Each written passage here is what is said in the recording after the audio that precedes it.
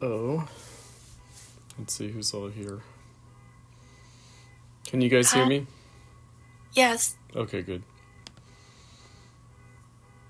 Just make sure all the settings are correct. Yeah, okay, good.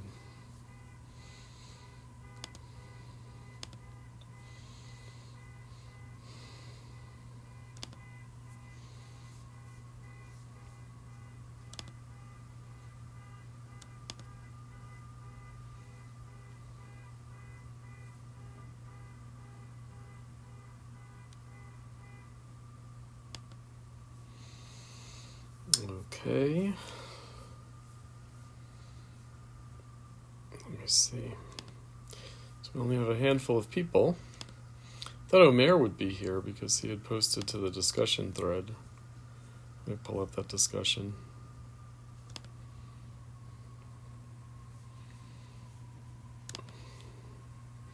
So we'll give it a couple of minutes for people to show up. Hopefully people did not go to the classroom.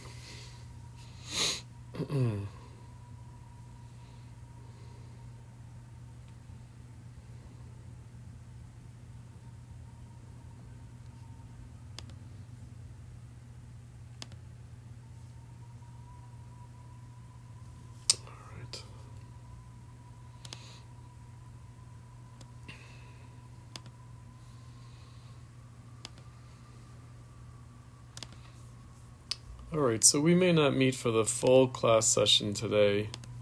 We'll just go over some things raised in the discussion thread, as well as contextualize Adorno's argument in the For an Informal Music essay.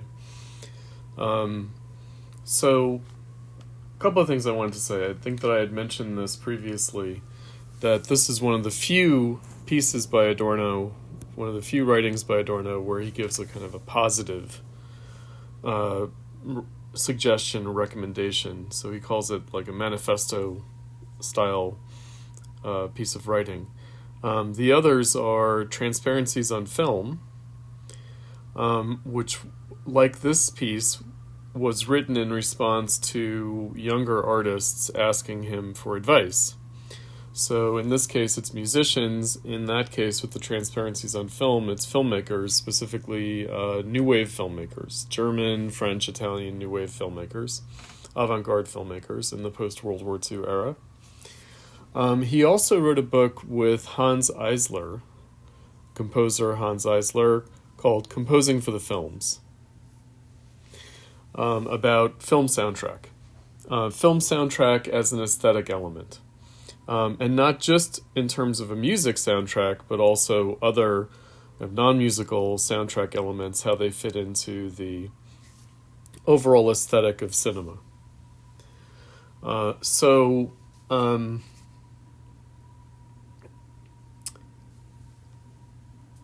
All of those are circa World War II, after World War II. To help contextualize Adorno's For an Informal Music, I want to refer to a piece that he wrote that is on Canvas. It's under the additional readings in the 1930s. It was written under the influence of, in response to, in dialogue with Walter Benjamin's work of art in the Age of Mechanical Reproduction. And that is his essay, The Fetish Character in Music and the Regression of Listening, from 1938. There's also another piece that I just want to make short mention of, and that's the On the Social Situation of Music from 1932. We won't look at that one in detail, but one of the things that he says there is that music, like all other art forms, is affected by the contradiction of its divorce from society, and that contradiction comes from a contradiction within society that also shows up within music. And he says that music, like other art forms, is under the same kind of imperative or obligation that theory is, that critical theory is, namely to provoke recognition. So, like in the case of his kind of Marxist critical theory, he thought that art, whether it's aware of it or not, is under a task of revealing, expressing, manifesting contradiction, making contradiction appear. It's a very peculiar kind of notion, but it fits in with our overall discussion of aesthetic theory that we've been doing for the last 2 weeks, and that we'll come back to for the final week of class next time. Okay, so on this score, on music in particular, not just music as any other kind of art form, like I said, I want to look at this 1938 essay by Adorno, and that's the fetish character in music and the regression of listening.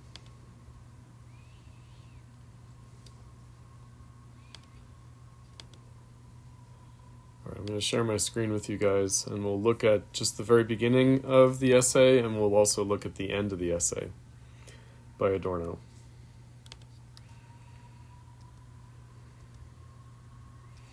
And as I said, this essay is available on Canvas in the files under the additional readings. All right, here's my screen.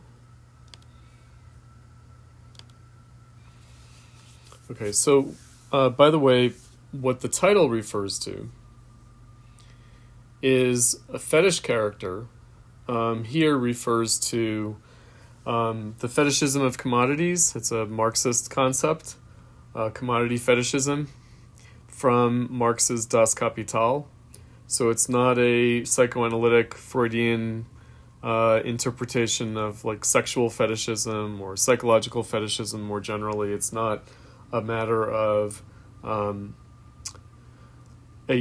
substitute gratification and a displaced object of desire.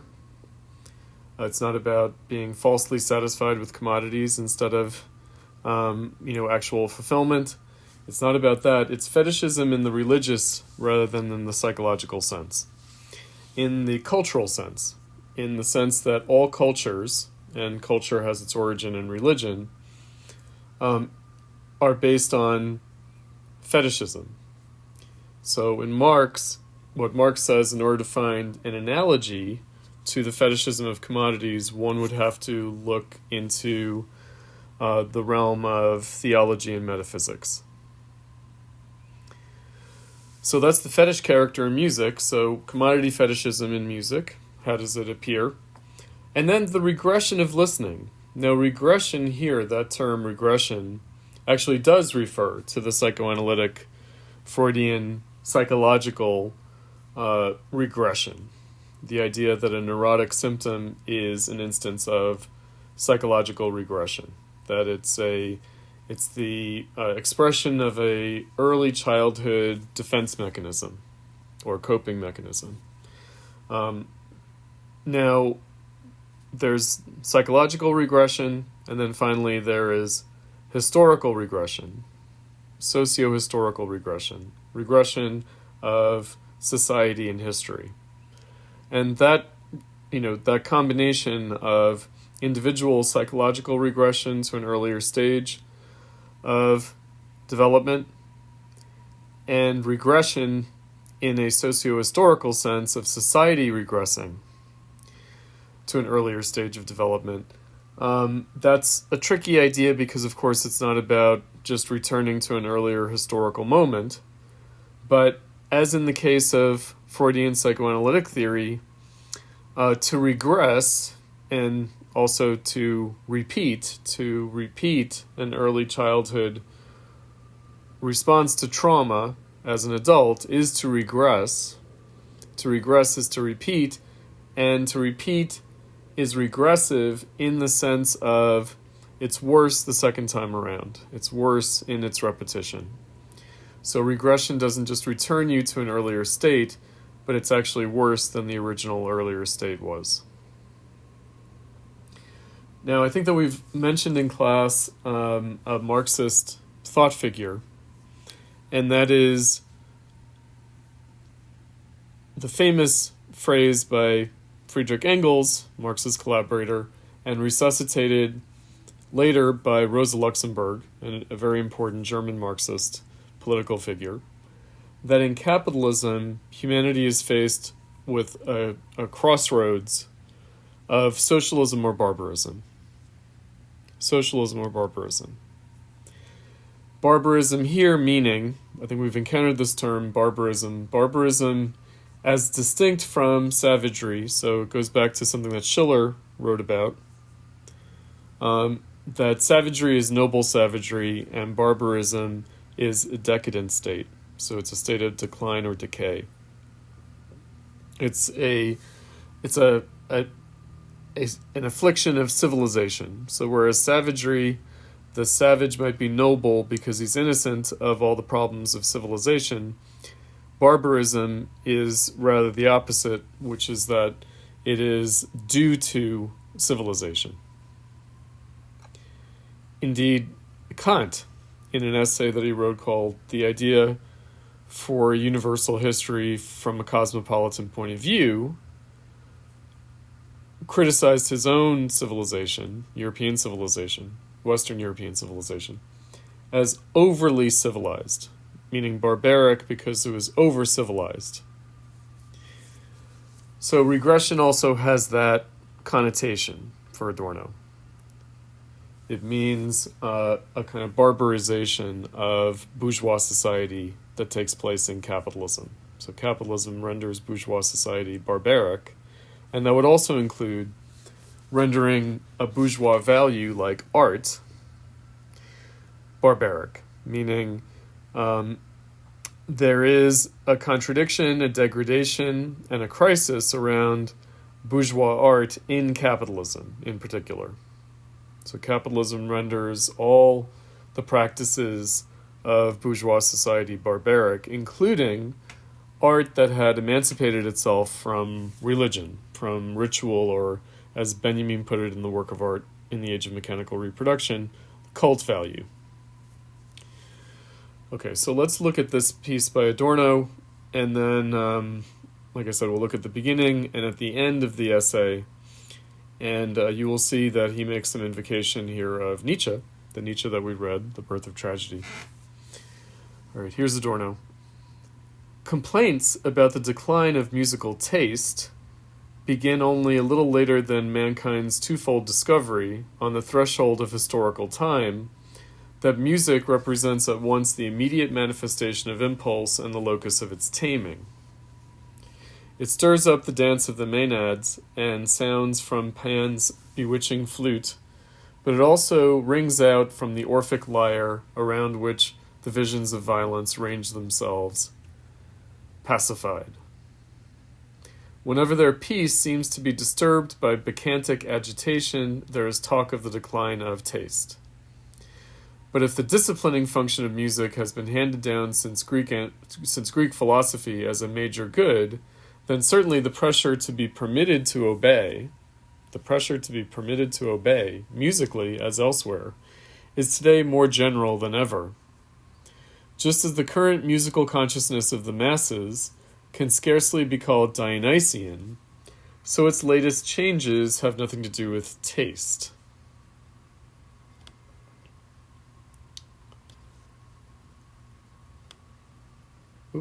The concept of taste itself is outmoded.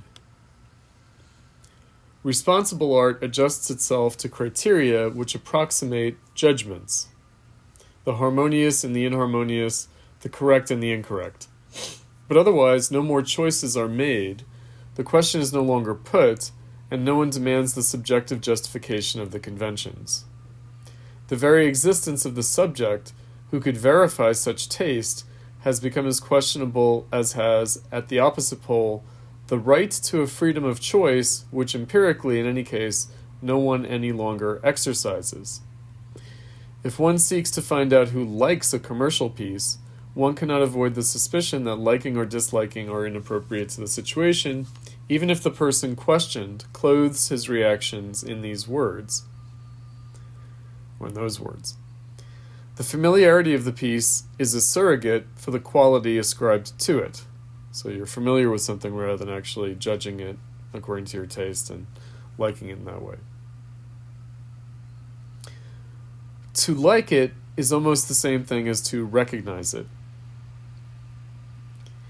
An approach in terms of value judgments has become a fiction for the person who finds himself hemmed in by standardized musical goods. He can neither escape impotence nor decide between the offerings where everything is so completely identical that preference in fact depends merely on biographical details or on the situation in which things are heard. The categories of autonomously oriented art have no applicability to the contemporary reception of music, not even for that of the serious music, domesticated under the barbarous name of classical, so as to enable one to turn away from it again in comfort. If it is objected that specifically light music and everything intended for consumption have in any case never been experienced in terms of those categories, that must certainly be conceded. Nevertheless, such music is also affected by the change in that the entertainment, the pleasure, the enjoyment it promises, is given only to be simultaneously denied. In one of his essays, Aldous Huxley, the author of Brave New World, has raised the question who, in a place of amusement, is really being amused. With the same justice, it can be asked whom music for entertainment still entertains. Rather, it seems to complement the reduction of people to silence, the dying out of speech as expression, the inability to communicate at all. It inhabits the pockets of silence that develop between people molded by anxiety, work, and undemanding docility. Everywhere, it takes over, unnoticed, the deadly, sad role that fell to it in the time and the specific situation of the silent films. It is perceived purely as background. If nobody can any longer speak, then certainly nobody can any longer listen. An American specialist in radio advertising who indeed prefers to make use of the musical medium has expressed skepticism as to the value of this advertising because people have learned to deny their attention to what they're hearing even while they are listening to it. His observation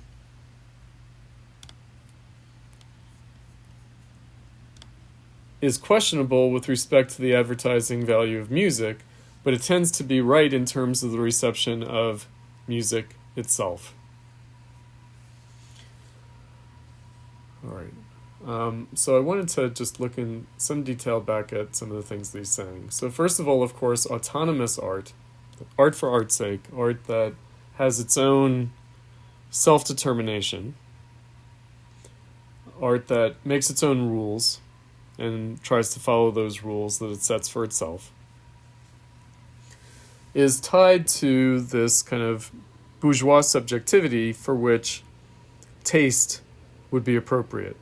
Now, bourgeois subjectivity doesn't refer to a class of people. It's not a sociological category. It's more a historical epoch. In other words, it's the historical epoch in which people in society could experience art outside of any determinate cultural setting.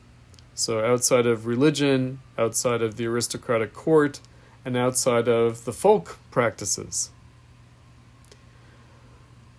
So outside the propaganda of the church, outside the entertainment of the aristocracy, and outside the propaganda and entertainment of folk culture.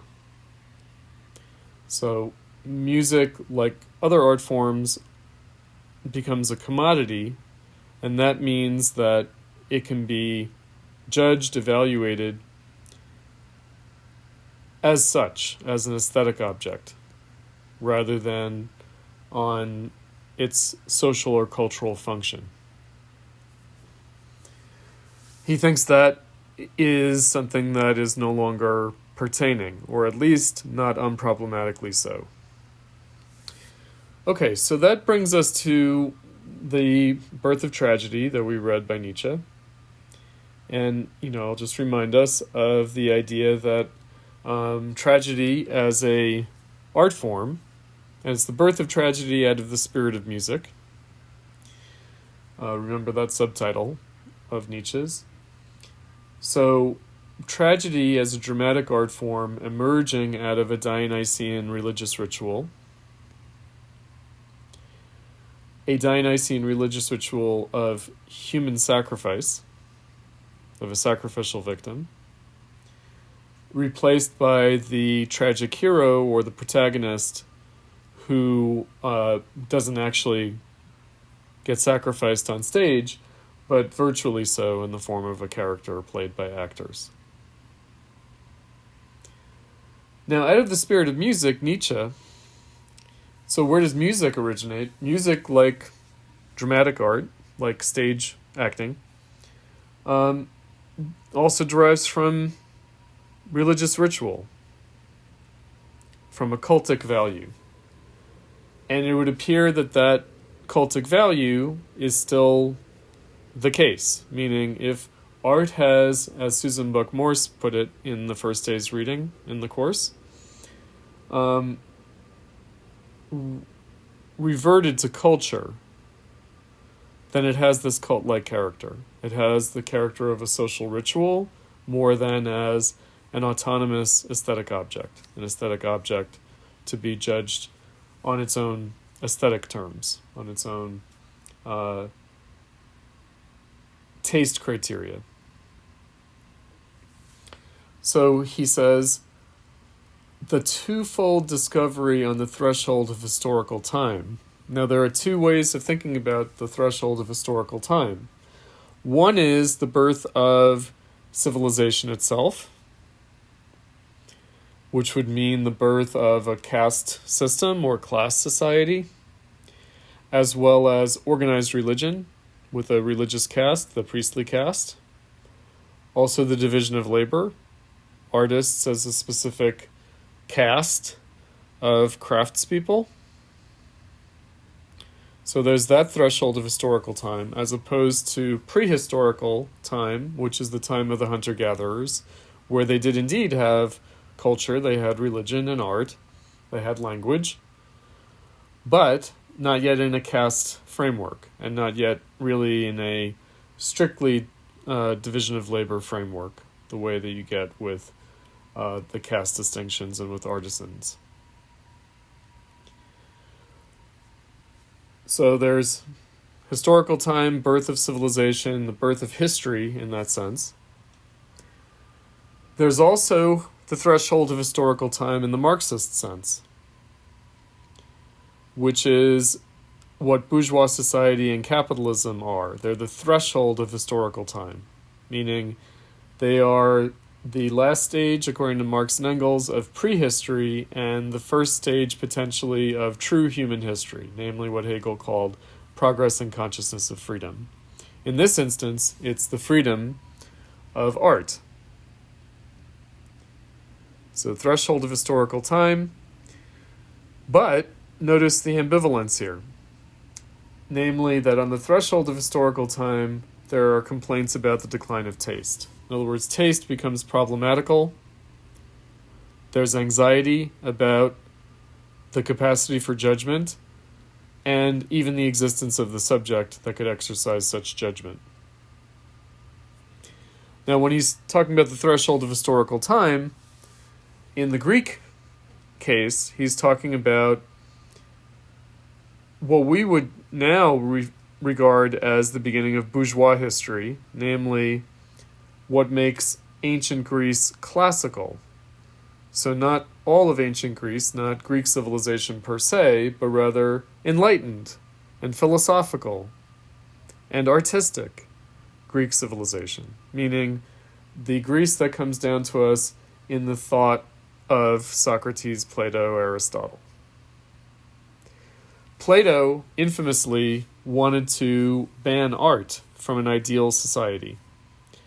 Now, this is a very tricky proposition by Plato, meaning it's semi-ironical, and what it means is that since there is no ideal society, that the existence of art is an index, is a symptom of the imperfection or the non-ideal character of society, of a social community. So art exists insofar as the social community is not ideal. But in the ideal community, so he makes this proposition, ban poetry, ban music, ban poetry, definitely, ban music partially. So Plato said, well, maybe in the ideal community we would keep music, but we would keep it as something that helps with soldiers and with labor. In other words, something that could keep time in terms of regulating compulsory activity. So martial music and work music, we could keep that kind of music, but ban all other music.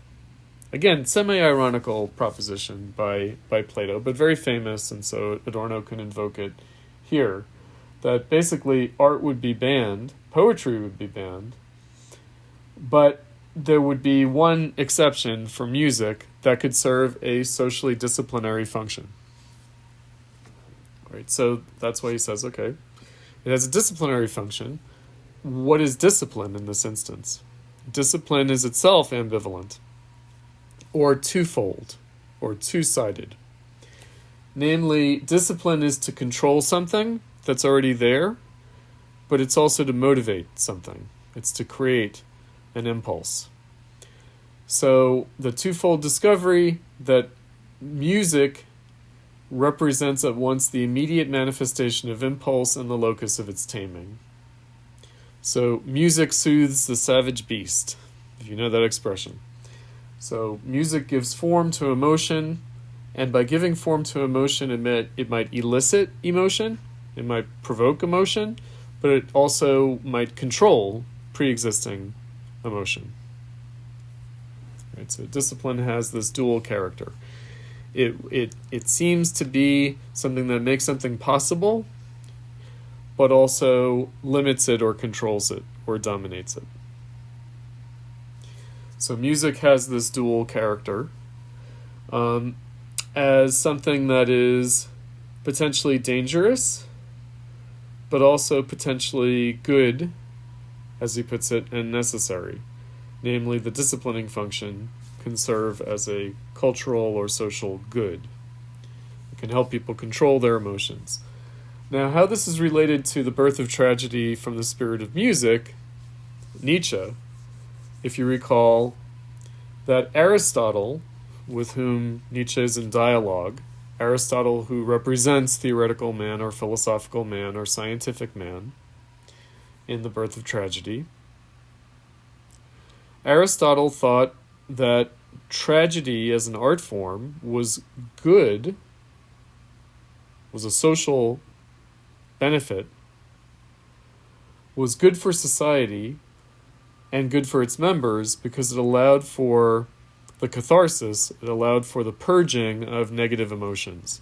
It allowed for the purging of existential anxiety and fear, dread.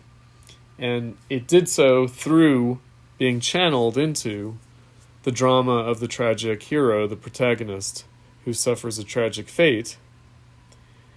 And the audience is able to purge their negative emotions through a relationship of pity and fear for the protagonist who suffers a tragic fate. And especially good people suffering a tragic fate, meaning someone who's especially virtuous suffering a tragic fate. A very moral person suffering a tragic fate. A very strong person suffering a tragic fate. A very beautiful person suffering a tragic fate. That it gives a kind of existential consolation, but how it does so is by allowing us to control our emotions, to express them in a disciplined way, and thereby purge them. Purge their negative effects. Discipline them. So, again, Nietzsche, as a predecessor for Adorno's discussion here, in thinking about, okay, how does music work aesthetically, but also what is it historically? in the history of culture and society. What does music represent? Why do people make music? How do they use music? What is music good for? Now, the question of taste. Again, the question of an aesthetic judgment would seemingly be to one side of that. Meaning whether you like something, whether you judge it aesthetically to be good, would seem to be a different question from whether or not it's serving a culturally and socially useful function, or whether it is an established, meaningful, cosmically meaningful phenomenon, for instance, in religious ritual, a form of prayer, a form of communing with divinity. Right, that's the most basic function of aesthetic form, is that it gives form aesthetically to feelings that one has in a religious ritual. We graduate from that into a more of a social utility function, and then finally into a kind of a moral function, a practical function, and then finally we arrive at an aesthetic object that we can judge as such. Right, so all of that deep history seems to be brought back out and problematized, reconsidered in the decline of taste. The decline of taste specifically in the bourgeois epoch in the era of capitalism, meaning art emancipated itself to be considered, judged according to taste as an aesthetic object, but now seems to regress or decline back into its more ambiguous social and cultural functions. And he touches in the passage that I was just reading, he touches on some of those functions in capitalist society, in advanced capitalist society, in mass culture. That it's there to fill in the silence. It's there as a kind of ersatz or substitute community feeling. So since we're unable to communicate with each other, we put in our earbuds and listen to music. All right, so let's look at the end of this essay, where he'll come back to some of these themes, and we'll see how it plays out, and then we will talk about how it helps set up the foreign informal music that we read for today. We'll just look at the last couple of pages here. He says,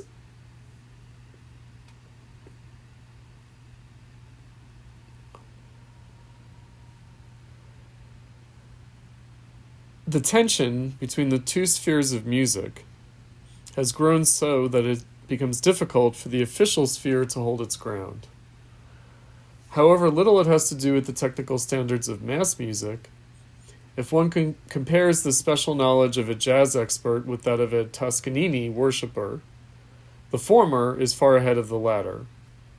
So he's talking about listeners. Now, the two kinds of music, by the way, are light and serious music. And that's not a high-low distinction, necessarily.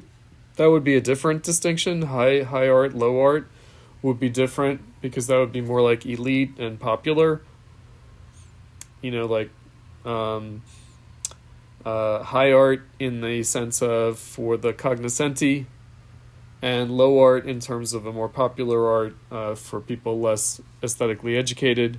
That's a different distinction than light and serious, because you can have light and serious art both in the popular sphere and in the more elite sphere. So light and serious has to do with the way we listen and why we're listening. Are we listening seriously, or are we listening lightly? How are we consuming it? Right, so some music is meant to be listened to more lightly, and some music is meant to be listened to more seriously. Now here, that's lining up with a jazz expert and a Toscanini worshipper. So he is sort of mixing up the distinction between high and low and light and serious, and he's doing it very deliberately. So jazz is the principle of mass cultural music. It is the principle of not merely light music, but indeed popular music.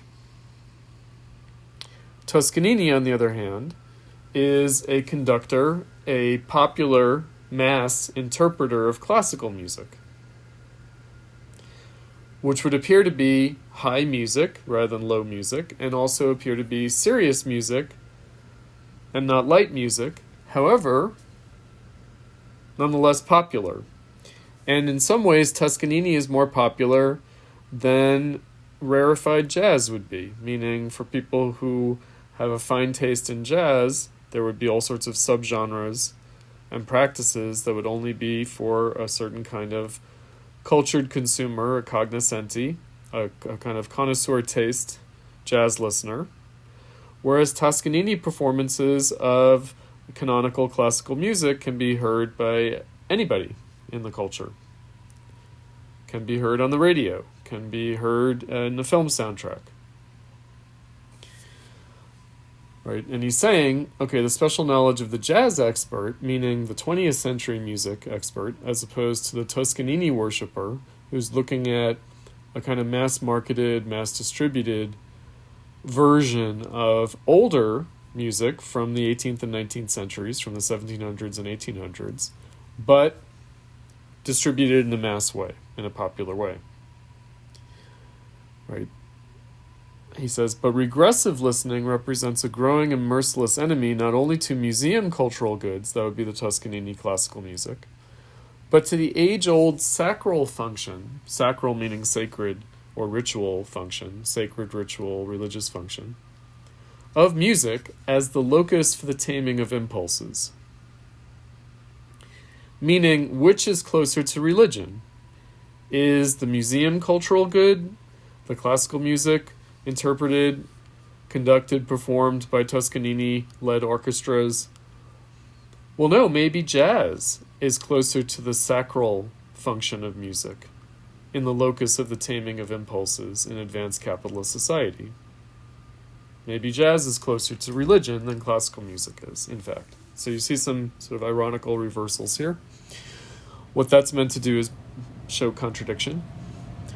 Not without penalty, and therefore not without restraint, are the debased products of musical culture surrendered to disrespectful play and sadistic humor. Now, what's interesting is that disrespectful play and sadistic humor, that is something that you'd associate with jazz. That's the whole point of jazz, is that it's improper use of instruments, it's a playful irreverence towards musical conventions, towards traditional arrangements, traditional voicing of instruments, traditional arrangements, and a very playful, irreverent, but also maybe sadistically humorous attitude towards the standard tunes that jazz uses as its material to improvise off of. And that would include the classical tradition as well.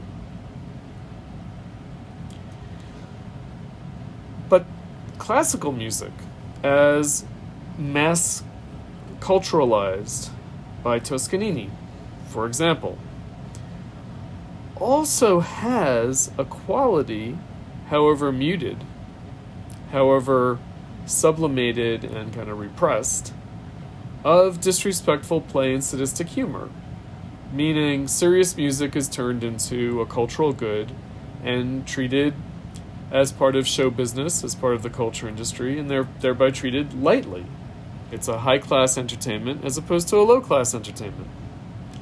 Now, the other thing that I'll say about jazz is that even though jazz is the model, like syncopated music and improvisation in certain ways, is the model for popular music, popular songs, etc., jazz itself, especially in Adorno's experience in the 1920s and 30s, was actually an upper-class thing, meaning it was upper-class people who really enjoyed jazz.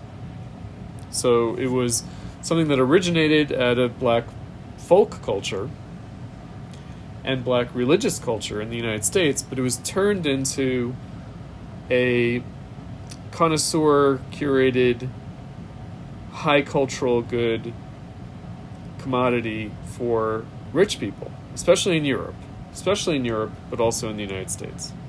So it was precisely the people who were aesthetically educated in the history of music in the classical tradition who actually preferred jazz, more so than lower class people.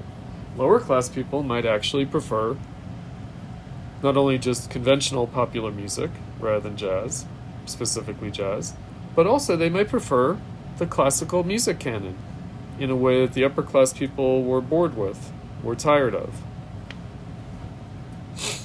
All right, so again,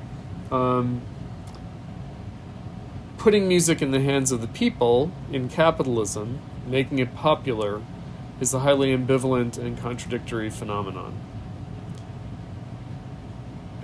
And we'll see, disrespectful play and sadistic humor are not necessarily bad things for Adorno. Okay, so he continues, in the face of regressive listening, music as a whole begins to take on a comic aspect. One need only listen to an uninhibited sonority of a choral rehearsal from outside. This experience was caught with great force in a film by the Marx Brothers, who demolish an opera set as if to clothe in allegory the insight of the philosophy of history on the decay of the operatic form, or in a most estimable piece of refined entertainment, break up a grand piano in order to take possession of its strings in their frame as the true harp of the future on which to play a prelude. Music has become comic in the present phase, primarily because something so completely useless is carried out with all the visible signs of the strain of serious work. By being alien to solid people, music reveals their alienation from one another, and the consciousness of alienation vents itself in laughter. In music, or similarly in lyric poetry, the society which judged them comic becomes comic. But involved in this laughter is the decay of the sacral spirit of reconciliation. What is religion supposed to do? It's supposed to allow us to commune with, worship, but commune with the divine, and to reconcile the existential pain of cosmic reality by reconciling ourselves with the will of God or the will of the gods. So music in a religious setting is meant to make the divine present, but also to make the pain of divinity reconciled, sublimated into pleasure. By contrast, Adorno writes, all music today, can very easily sound as Parsifal did to Nietzsche's ear. So in the case of Wagner that we read in the course, Nietzsche's criticism of Parsifal, of Wagner, it recalls incomprehensible rites and surviving masks from another time, and is provocative nonsense. So here's a nice little catchphrase. For Adorno, all music today is provocative nonsense. The radio, which both wears out music and overexposes it, makes a major contribution to this. Perhaps a better hour may at some time strike even for the clever fellows, one in which they may demand, instead of prepared material ready to be switched on, the improvisatory displacement of things, as the sort of radical beginning that can only thrive under the protection of the unshaken real world. Even discipline can take over the expression of free solidarity if freedom becomes its content. So again, this is the dual or twofold character of discipline, of the disciplining function of music. As little as regressive listening is a symptom of progress in consciousness, of freedom, it could suddenly turn around if art, in unity with the society, should ever leave the road of the always identical. Now, we talked a bit about this, about entity and identity. The always identical, meaning the resolution of contradiction, the resolution of a dialectic of non-identity and identity in identity, in the attaining of identity, in the kind of unity of opposites. So if society should ever free itself from the way capitalism resolves contradiction, then regressive listening might have a different meaning, might have a different character. Then he says, not popular music, but artistic music. So classical music, but contemporary music, has furnished a model for this possibility. It is not for nothing that Mahler, this is Gustav Mahler, is the scandal of all bourgeois musical aesthetics. They call him uncreative because he suspends their concept of creation itself.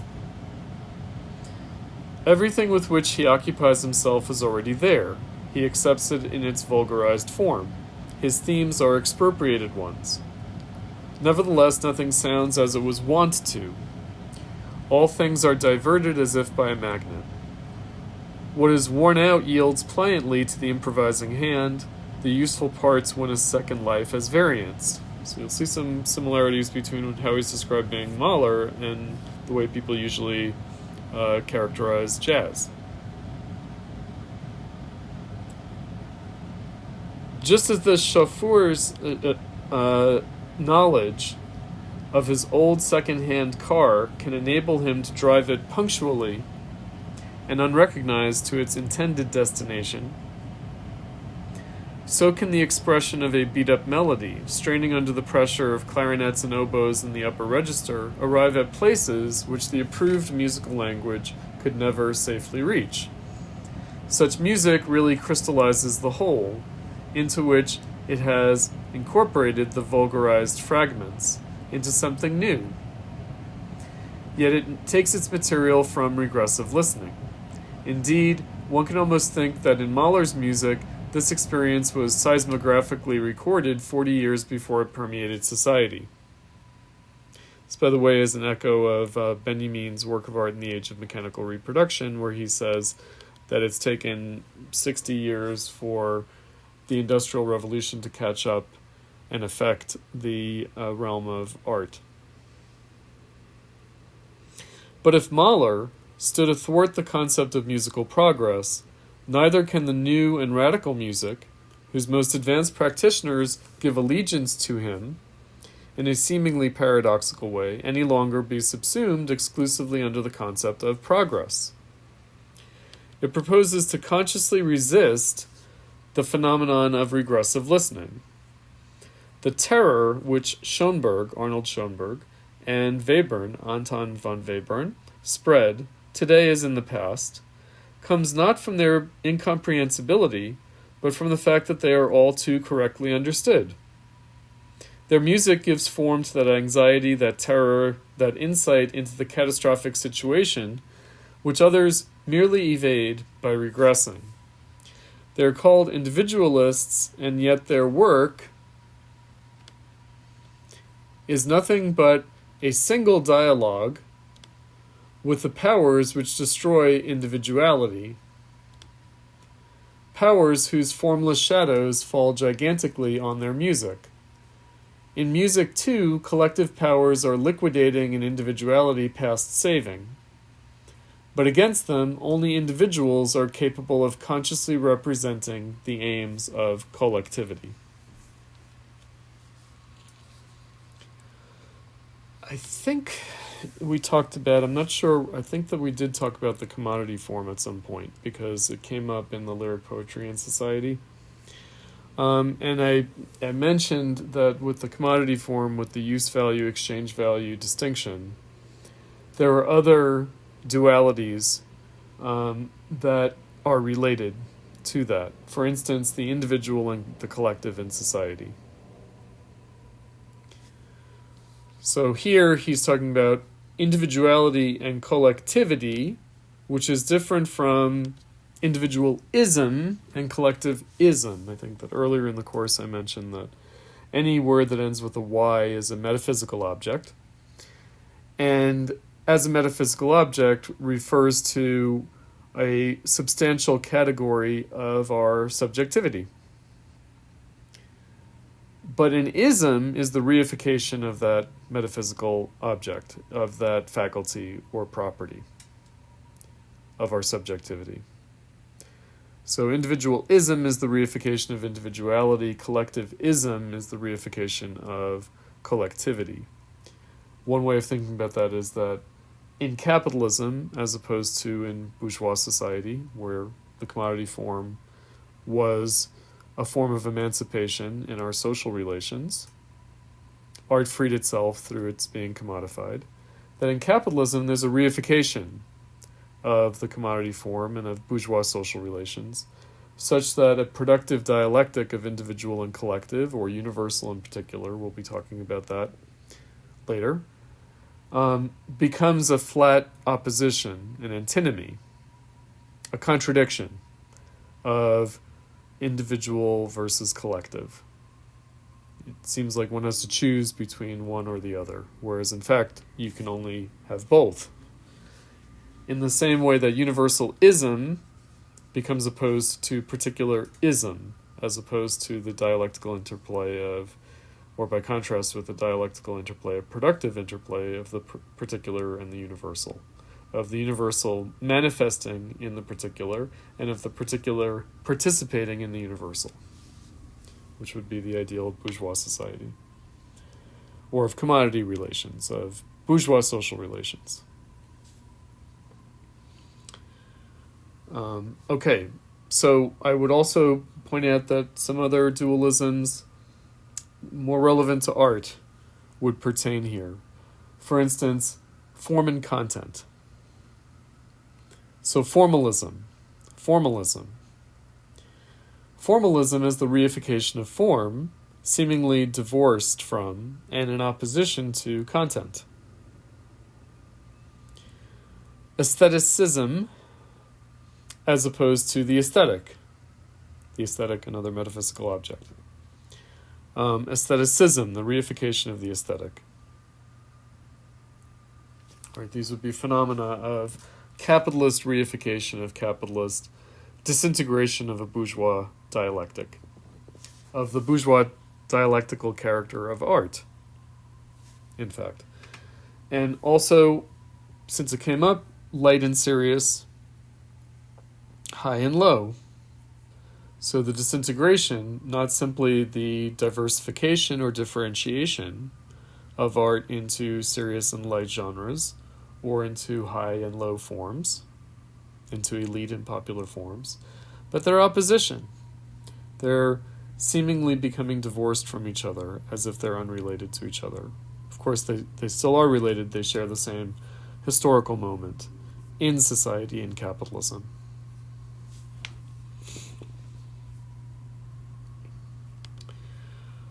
Right. One other text that I wanted to just invoke, also in the additional readings, that will help situate our foreign informal music, is an essay that he wrote called Those 20s, and we're just going to look at one passage from it. It's also written like foreign informal music in the 1960s, and it's written in the 1960s as a commentary on a nostalgia for the 1920s, so specifically in Germany, but also maybe more broadly. So the 1920s are known as the Roaring Twenties. The Roaring Twenties, made famous by things like the Flappers. So it's a period of kind of sexual revolution, relaxation of traditional gender roles and sexual morality. It's a boom period after World War I. And it's the period in Germany of the Weimar Republic. So it's the period between World War I and the failed revolution after World War I. There was a socialist revolution that was put down. The communists in that revolution were suppressed. And that gave birth to the Weimar Republic, which later succumbed to fascism. So the 1930s is the period of fascism. The 1920s is the period before that. It seems to be a period of modernist art, cultural liberalism, cultural libertinism, sexual libertinism, that then was closed by the fascist era. Also in the Soviet Union, in the 1930s, the manifestation of Stalinism, the end of a kind of avant-garde modernist experimentation in the realms of art and culture and in society more broadly, and instead a kind of repressive regime of socialist realism and socially responsible art, etc. So the 1920s, as looked back nostalgically from the standpoint of the 1960s.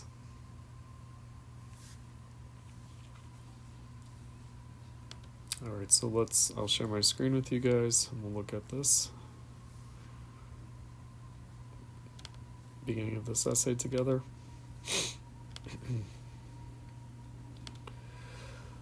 Okay. So he writes, slogans make themselves suspect, not just because they serve to degrade thoughts into mere game-playing chips. They are also the index of their own untruth. So this essay is also in the additional readings folder on Canvas in the files. What the public, and particularly the revivalist vogue nowadays, thinks belonged to the 1920s was in fact already fading at that time, by 1924 at the latest. The heroic age of the new art was actually around 1910. Now you'll recall from aesthetic theory he also mentions 1910 in the beginning, in the society, in the very beginning of the aesthetic theory that we have.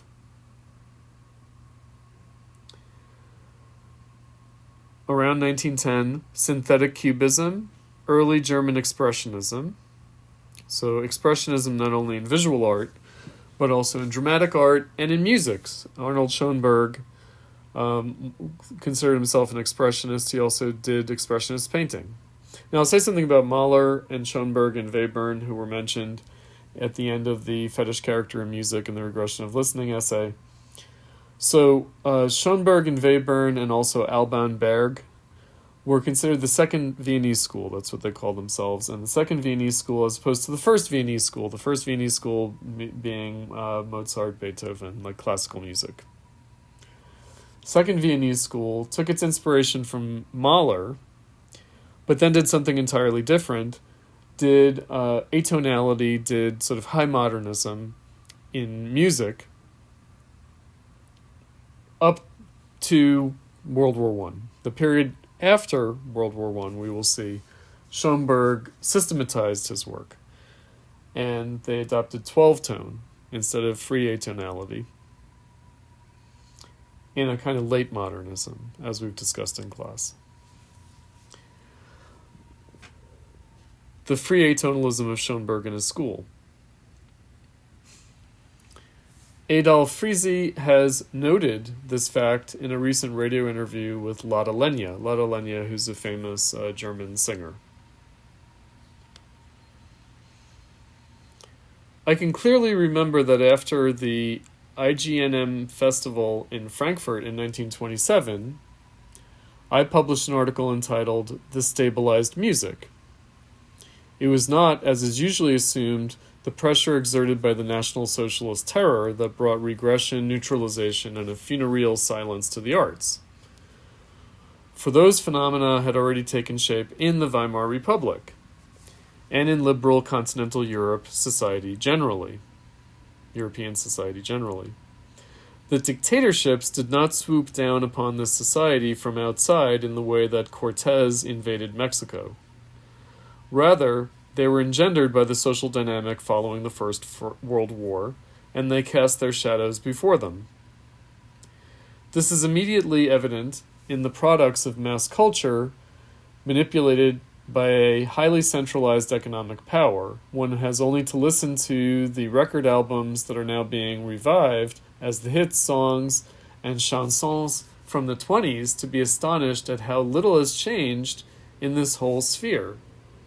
As with fashion, the packaging changes,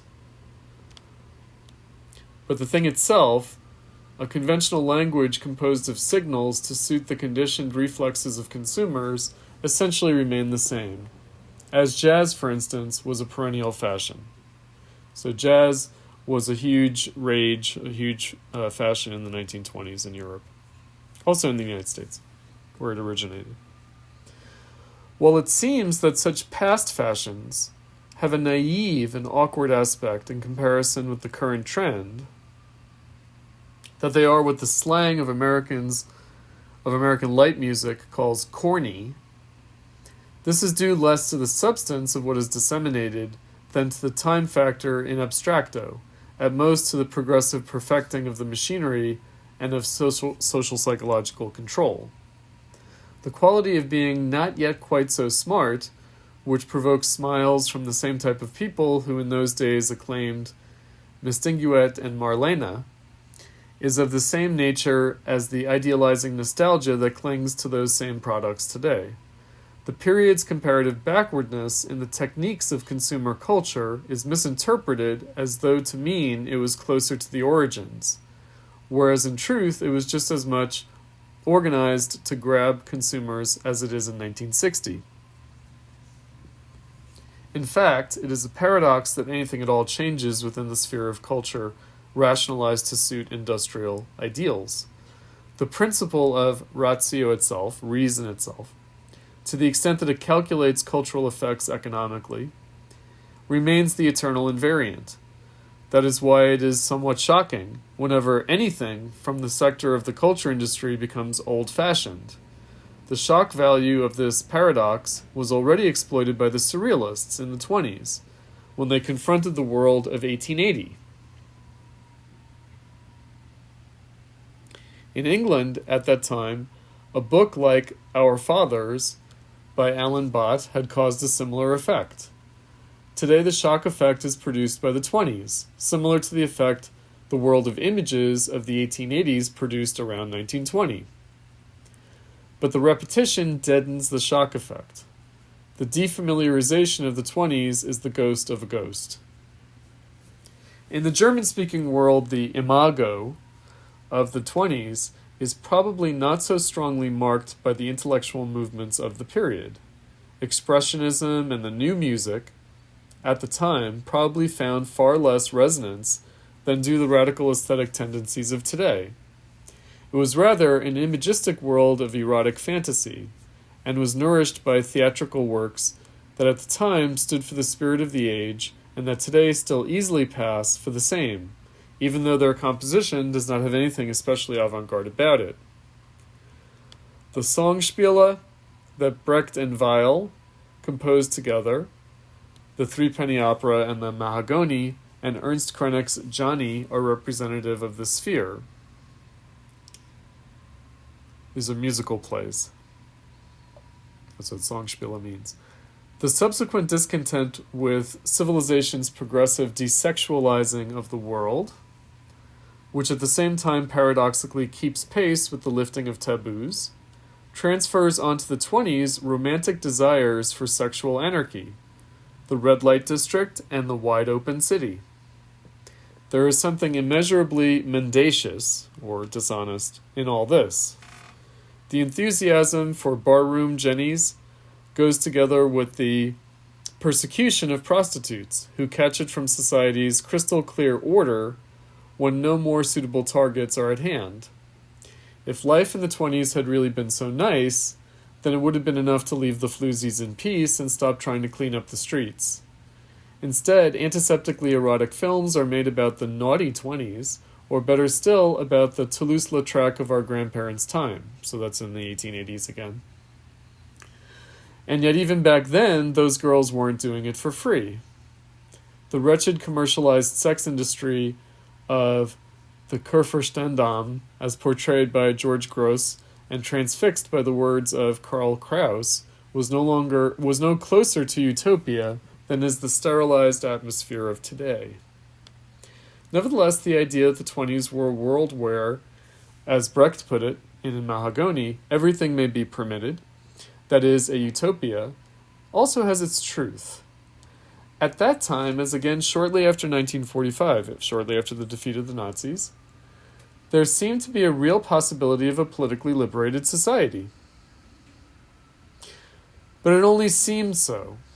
Already in the 20s, as a consequence of the events of 1919, so that's the crushing of the communists in the German Revolution that broke out after World War I, the decision had fallen against that political potential that, had things gone otherwise, with great probability would have influenced developments in Russia and prevented Stalinism. It is hard to avoid the conclusion that this twofold aspects, on the one hand, a world that could have taken a turn for the better, and on the other, the extinguishing of that hope by the establishment of powers that later revealed themselves fully in fascism, also expressed itself in an ambivalence in art, which in fact is quite specific to the 20s and has nothing to do with the vague and self-contradictory idea of the modern classics.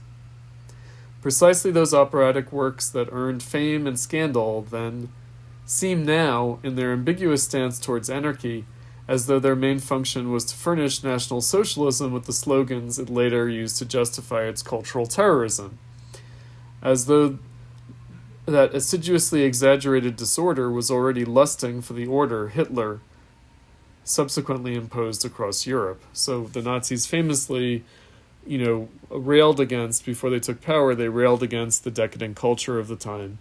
And then when they took power, they used it to persecute, purge, kill the artists and destroy their work. This is not something for the 20s to boast of, meaning were these people just asking to be repressed? Probably, in the 1920s. The catastrophe that followed the period was engendered by its own societal conflicts, even in what is customarily called the cultural sphere. The extent to which the nostalgia for the 20s in fact clings to something intellectual, and not merely to a fata morgana, a kind of will-o'-the-wisp or illusion, of a period supposed to be at once both avant-garde and not yet enwrapped in the cellophane of modernity, is decided less by the level and quality of what was produced at the time than by the true or putative intellectual posture itself. Preconsciously, one senses how much the revived culture is being absorbed by the ideology it had never ceased to be. Since one does not dare to acknowledge this, one projects an ideal image of a past condition in which spirit supposedly had not yet been forced to admit its incongruity with the forces of reality. In comparison to what has happened since then, spirit altogether takes on an aspect of triviality. It feels culpable because it could not prevent the horror, but its own tenderness and fragility in turn presuppose a reality that could have escaped barbarism. The imago of the time immediately preceding the catastrophe is invested with everything spirit nowadays is felt to be denied. The absence of intellectual movements that can intervene today, so in the 1960s, even the existentialism of the first years after the war, after World War II, was nothing more than a resuscitative renaissance. Awakens even in the most naive people the sentiment of sterility. It contributes to the legend of the 20s as the time when the very domain of spirit tottered, while still maintaining its earlier relevance to people's lives. The fact that after 1918 Cubism lost its appeal is certainly a symptom that can be diagnosed only post-mortem.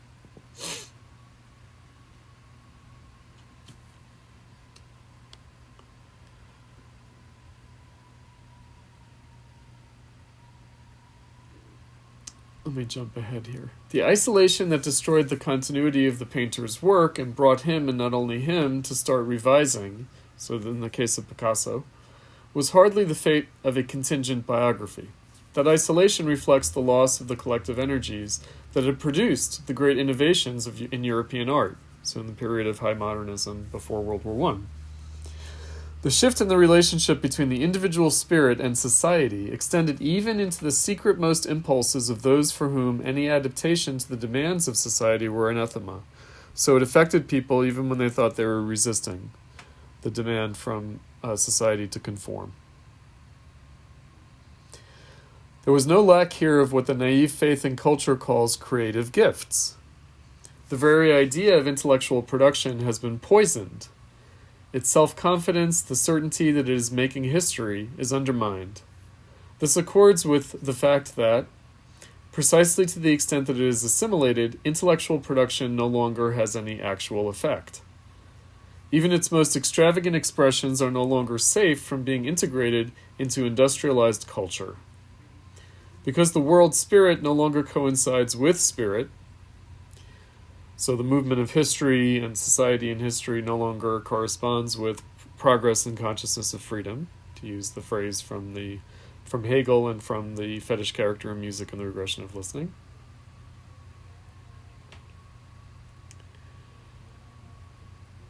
The latter's last days, so spirit, Geist, as progress in consciousness of freedom, shine resplendently as though they had been the golden age that in fact they never were. What remains is more an echo of fascist authority than anything itself living. The cultural respect for received values, even if they're merely touted as being important.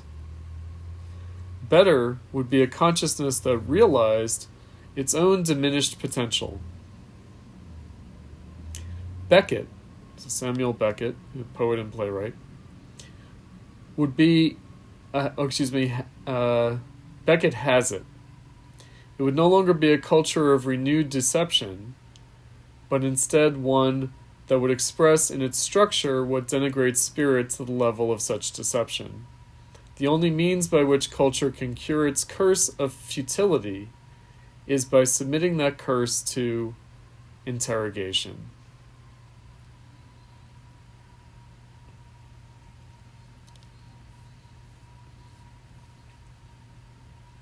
All right, so this is just to help establish the background for the context for what Adorno discusses in the For and Informal Music. Let me pull up that essay, and we'll look at the beginning of it.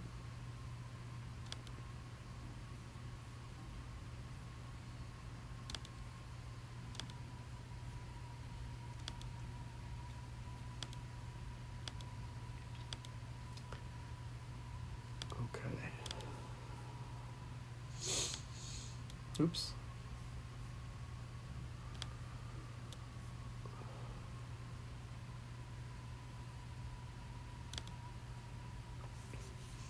Okay.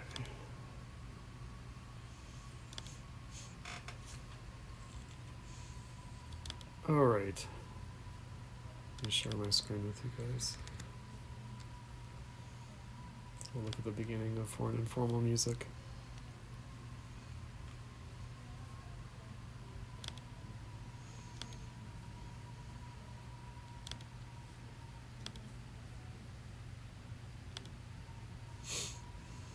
Okay, so Adorno starts off by saying, first of all, he quotes Beckett.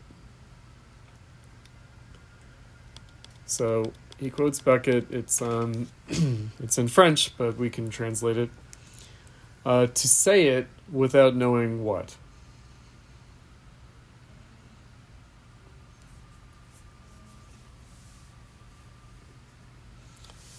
And that's from the novel The Unnameable. So Adorno writes, anyone of my age and experience who is both a musician and who thinks about music finds himself in a difficult quandary. So practice and theory, he's a practitioner, he's a musician, but he also thinks about music, finds himself in a difficult quandary. One side of it consists in the attitude of so far and no further. In other words, it consists of clinging to one's youth as if modernity were one's own private monopoly. Now, I'll say about this that Adorno studied with the Second Viennese School. He studied with Alban Berg in particular, but he was personally acquainted with Schoenberg and with Webern as well.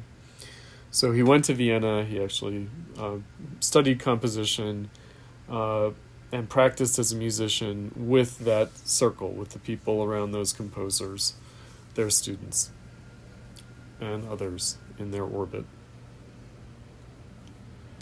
So when he's thinking about his youth, he's thinking about the early 1920s when he went to Vienna to be a young musician.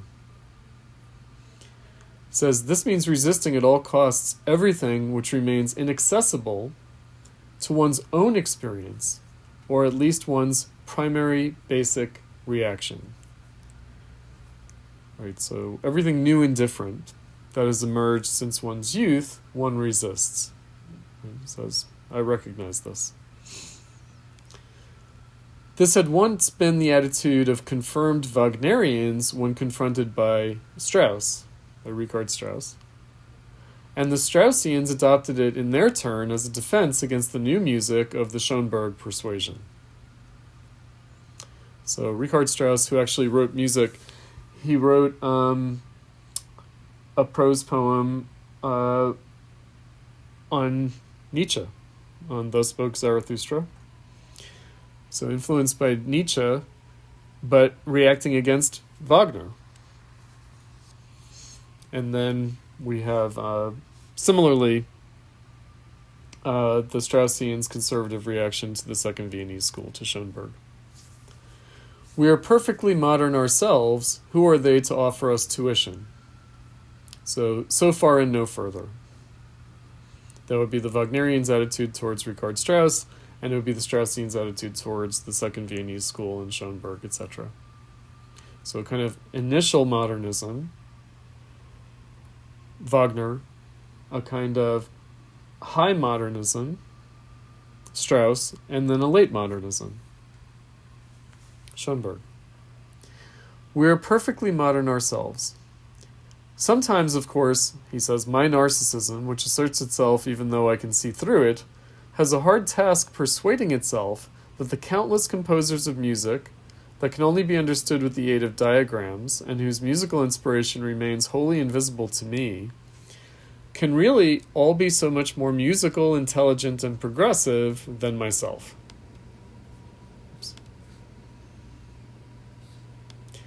I frequently find myself unable to repress the thought that their system-driven music is not so very different from the false notes arbitrarily introduced into the neoclassical concertos and wind ensembles of the music festivals of 30 or 40 years ago. So again, the 1920s. Musicians are usually truants from maths classes. It would be terrible fate for them to end up in the hands of the maths teacher after all. All right, so the people who are composing on the basis of mathematical formula in Adorno's time. The speculative artist, he writes, above all, ought to cling to the vestiges of common sense, which would remind him that music is not necessarily more advanced just because he has failed to comprehend it. It may indeed be so primitive and uninspired that he failed to consider it an option in the first place.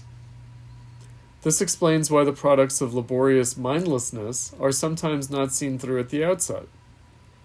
Now, mindlessness here can also be translated as spiritlessness.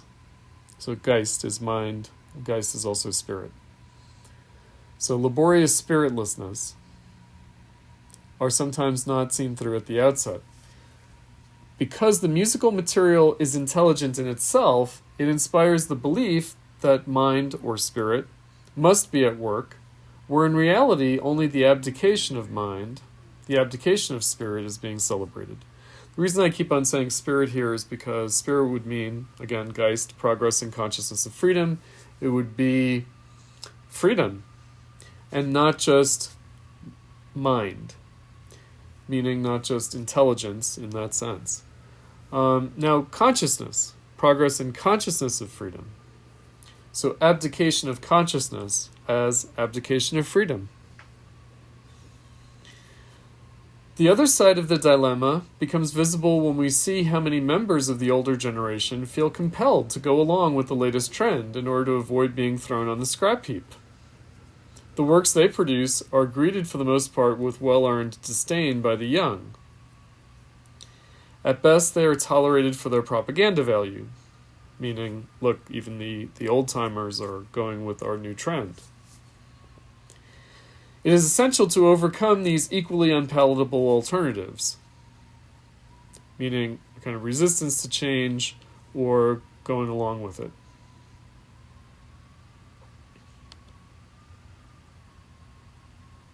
Oops, sorry, hold on.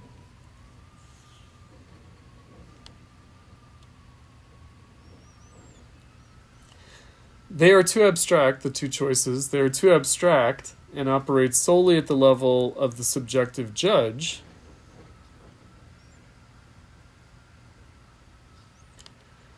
where nothing counts but the content of the judgment and the motives underlying it. Nor is the prehistory of musical judgment, the judge's own intellectual pedigree, decisive here, although that is undoubtedly an important factor in the formation of his thought. He writes, I would not wish to claim that my membership of Schoenberg's Viennese school confers any particular authority on me, or to assert that, as an initiate, I had easy answers to these questions. What we have to contend with is the development of music since 1945 did not simply appear from a clear blue sky. It can be seen to have been haunting everything that is included nowadays under the rather suspect title of classical 12-tone technique. I have been very favorably impressed by works of the Kranichstein or Darmstadt school, such as Stockhausen's Time Mass, Groups, Contact, and Carré, as well as Boulet's Marteau sans Martre, his second and third piano sonatas, and his sonatina for flute. I was also deeply moved by a single hearing of Cage's piano concerto played on Cologne radio, though I would be hard put to define the effect with any precision. Even at the best of times, precise definition is anything but straightforward with works of this kind.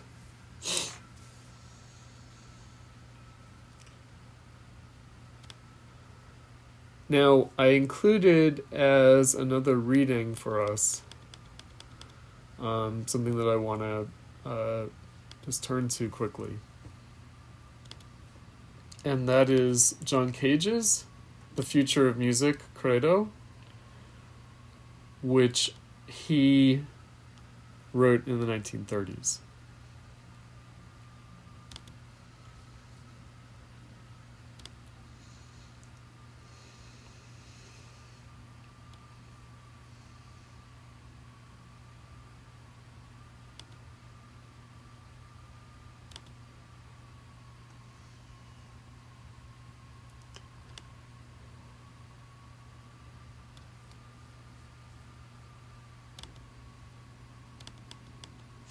What's interesting about him liking the piano concerto is Cage's that it's aleatory, isn't it? Yes. Yeah. Absolutely, of course. Okay, so I'm just going to look at this funny, interjected, italicized passages quickly. So what he says is, I believe that the use of noise to make music will continue and increase until we reach a music produced through the aid of electrical instruments.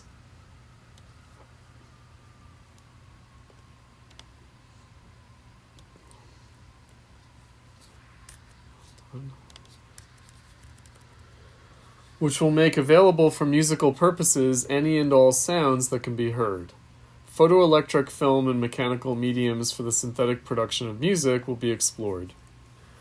Whereas in the past, the point of disagreement has been between dissonance and consonance, it will be in the immediate future between noise and so-called musical sounds.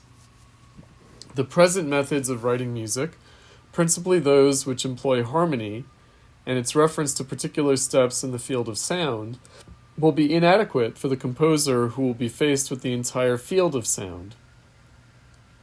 New methods will be discovered bearing a definite relation to Schoenberg's 12-tone system, and present methods of writing percussion music and any other methods which are free from the concept of a fundamental tone. The principle of form will be our only constant connection with the past, although the great form of the future will not be as it was in the past, at one time a fugue and another the sonata, it will be related to these as they are to each other through the principle of organization or man's common ability to think.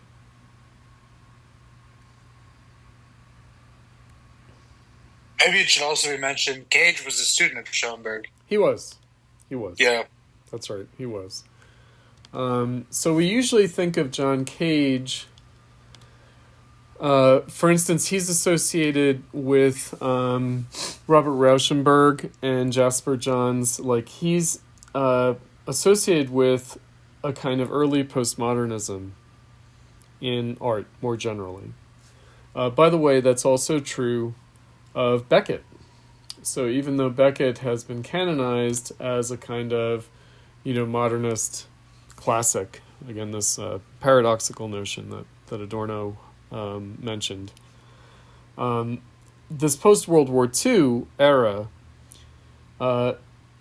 it only comes to be understood as postmodernist in retrospect in the 1960s and 70s, but it already has these qualities. So a kind of late modernism of the 1920s and 30s of the interwar period seems to yield to postmodernism after World War II. And this is really the situation that Adorno is writing in this piece. So for an informal music. And again, Cage as someone who is inspired by that kind of high modernism and shading into late modernism. So Schoenberg and others of the Second Viennese School who make that transition from the pre-World War I to the interwar period really inspire something almost unrecognizably different, and yet thinking of itself as following that earlier late modernism. So Adorno writes, "Nevertheless, my reaction to most of these works is qualitatively different from my reaction to the whole tradition, down to and doubtless including Webern's last works. My productive imagination does not reconstruct them all with equal success. I am not able to participate, as it were, in the process of composing them as I listen." So I think, Omer, you highlighted this passage in your discussion notes in the discussion thread on Canvas. So if you recall, Nietzsche had raised this criterion when he was talking about Wagner versus Bizet versus Carmen, so Parsifal versus Carmen, that Wagner sort of denies the listener the ability to compose as he listens, whereas Bizet in Carmen specifically in particular, makes him a better listener, Nietzsche said, makes him a better musician. Right, so allows for that participation of the listener in the composition of the music. So what does that mean, by the way? So you could say all music has that quality. In other words, all music has the quality of only being realized in the experience of the listener. And in that way, all composition is realized not by the performer or the composer, but by the listener. So in the subjectivity, in the subjective faculties, in the reconstruction, in the construction of the form, in the listening experience itself. So Adorno is saying, I don't seem to be able to do this with the new music after World War II the way I was still able to do up through the late modernism of the interwar years. So he says, I'm not able to participate in the process of composing as I listen, as I could still do with Webern's string trio, which is anything but a simple piece. Then he says, but what I am tempted at first to register as my own subjective inadequacy may turn out not to be that at all. It may prove to be the case that serial and post-serial music, because that's what the music after World War II calls itself serial, and it is serial in the sense that it follows from 12-tone. So seriality is the character of 12-tone music, which is Schoenberg's technique after he gives up free atonality. Serial music means that you have to use all the notes in the staff, 12 tones, before you repeat any. And so it has that kind of sequential serial structure to it. And that's what serial and post-serial. And he says, these are founded, serial and post-serial music, on a quite different mode of apperception. Now, this is a term that we used earlier on in the course in our discussion of Kant and the Critique of Judgment.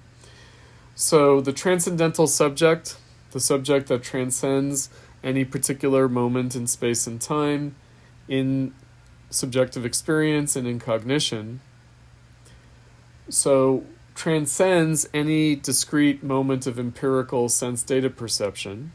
How? Through the unity of apperception. In other words, what gives our subjectivity its integral character is not the data of sense perception, not empirical experience, but rather our reflective capacity, our apperceptive capacity, our capacity to reflect on our experience in our experience as we're experiencing things. Not as a separate moment, but in and through that experience. It's what gives experience its experiential character at all, as opposed to a kind of random set of perceptions or random set of stimuli. Right. A quite different mode of apperception. So he's saying, okay, there still is apperception, but a different mode of it.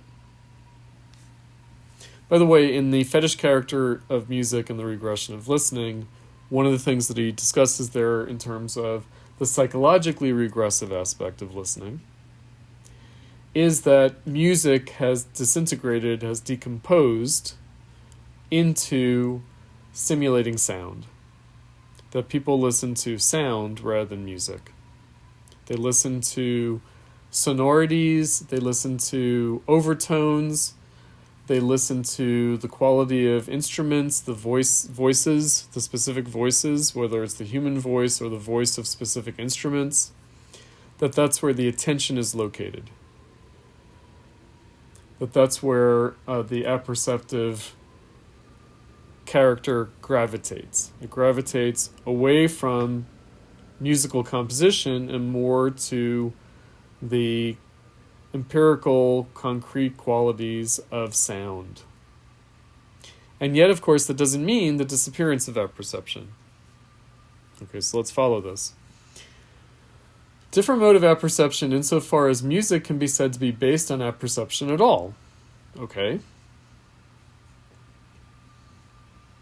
So what does that mean? It could mean music per se, or it could mean music at this time. But again, the idea would be that music in this time, in the post-World War II world, might cast a different light on all the music, on the history of music that came before it. In other words, might throw into question the apperceptive quality of music that the earlier classical music would have taken for granted. Throws into question whether that was ever the case, not only if it's still the case, but whether it was ever the case. In traditional listening, the music unfolds from the parts to the whole, in tune with the flow of time itself.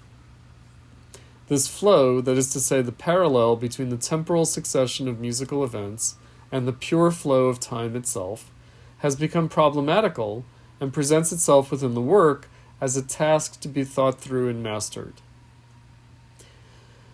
So the idea of older classical music was that our ability to hear things outside the flow of time, to hear notes that are not being played, to be able to superimpose in our minds musical forms in the composition, themes that were laid out before and that are not being played now, right? A more kind of accumulative and layered experience of the music rather than just the sort of linear flow of time. Right? Composition, musical form, the sonata form, as well as the fugue form, but the sonata form specifically had that assumption about apperception, about our subjectivity's unity of apperception. That's actually the part that I quoted this for. Because I think it's interesting, right? So what he's saying, and he says this in other words too, that the point of high bourgeois music was to shape time. Right. But with this like postmodern moment, like someone like a minimalist like Terry Riley, but also Stockhausen, vertical music, right? That we're gonna forsake shaping horizontal time for the sake of verticality. You can see this kind of disenchantment or problematization of shaping time in these like right, that we no longer feel that we have the capacity to shape time as an act of the subject. Right. So this next paragraph gets to this. It is no accident that in the theoretical essay, How Time Passes, easily the most important one on this topic, Stockhausen should have dealt with the central issue of how to achieve unified parameters of pitch and duration in the context of partition. That is to say, from top to bottom rather than from bottom to top. He says, my first reaction to the time mass, in which I relied exclusively on my ears, involved me in a strange interaction with his theory of a static music, which arises from a universal dynamics, as well as with his theory of cadences. Actual acoustic listening may not provide the ultimate in musical criteria, but it is certainly superior to the far-fetched and idiotic commentaries with which scores are often provided nowadays. The more fulsomely, the less they contain that stands in need of commentary. Meaning, would the scores would the compositions stand without the commentary? Would they actually stand as musical compositions? Now, I want to say something about the static. So, and it goes to the flow of time question. So we listened in class to the Isolde's Liebestod from the Tristan and Isolde, which is a sort of paradigmatic example of Wagnerian opera and of the leitmotif and also of the unchained melody that Nietzsche thought was so crucial to the rebirth of tragedy via Wagner. Now that would appear to be a kind of pure, flowing becoming, the Dionysian. But really, the unity of the Apollonian and the Dionysian, meaning the inextricability of the subject coming into existence and dissolving. The contrast, for Adorno, he has this in his opera notes on Parsifal, between Tristan and Isolde and the more generally typical music by Wagner of his career, with Parsifal, which Parsifal has, by contrast, a curiously static character. In other words, it doesn't any longer have that seamless, endless, and beguiling, sort of unapprehensible, incomprehensible flow of time, but seems to go back to more traditional composition, but also in this funny way by returning to an almost religious ritual kind of character to it, a kind of prayerful character that really rubbed Nietzsche the wrong way, that offended his taste. And Adorno wrote it as the late style in Wagner, like the question of a late style. The question of a kind of a late style of an artist, meaning that the artist problematizes their own style. And the form that this took in Wagner was to move from the unchained melody to stasis. And this is where Adorno thinks the post-World War II, post-serial music is landing. It's landing with Stockhausen, with this kind of arresting of the flow of time in music. In the best modern works, he writes, there is a unity of theory and practice. Listening to actual performances is likely to be the best way of determining whether a musician whose own assumptions lie some way behind the latest developments, will thereby be debarred from an adequate appreciation.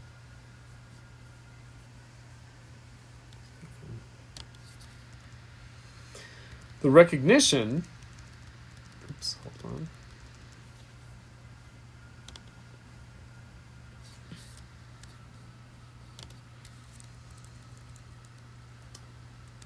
Of frontiers implies the possibility of crossing them.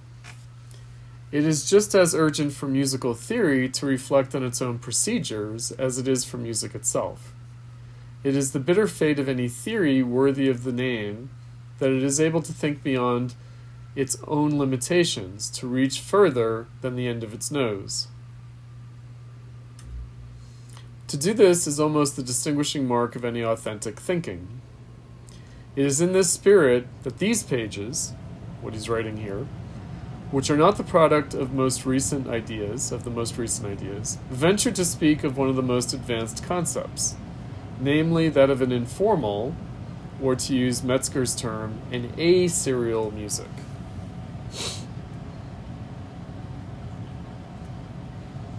Alright, so we had serial, that's 12-tone and its aftermath, post-serial, and then aserial music. And that would be what Adorno is calling an informal music. Now, keeping in mind the epigraph, the quotation from Beckett, to say it without knowing what? To say it without knowing what it is. Right, so what he ends this essay on, I just want to frame our discussion by, as I did the beginning, now let's look at the end. Oops, rotate these pages. Canvas.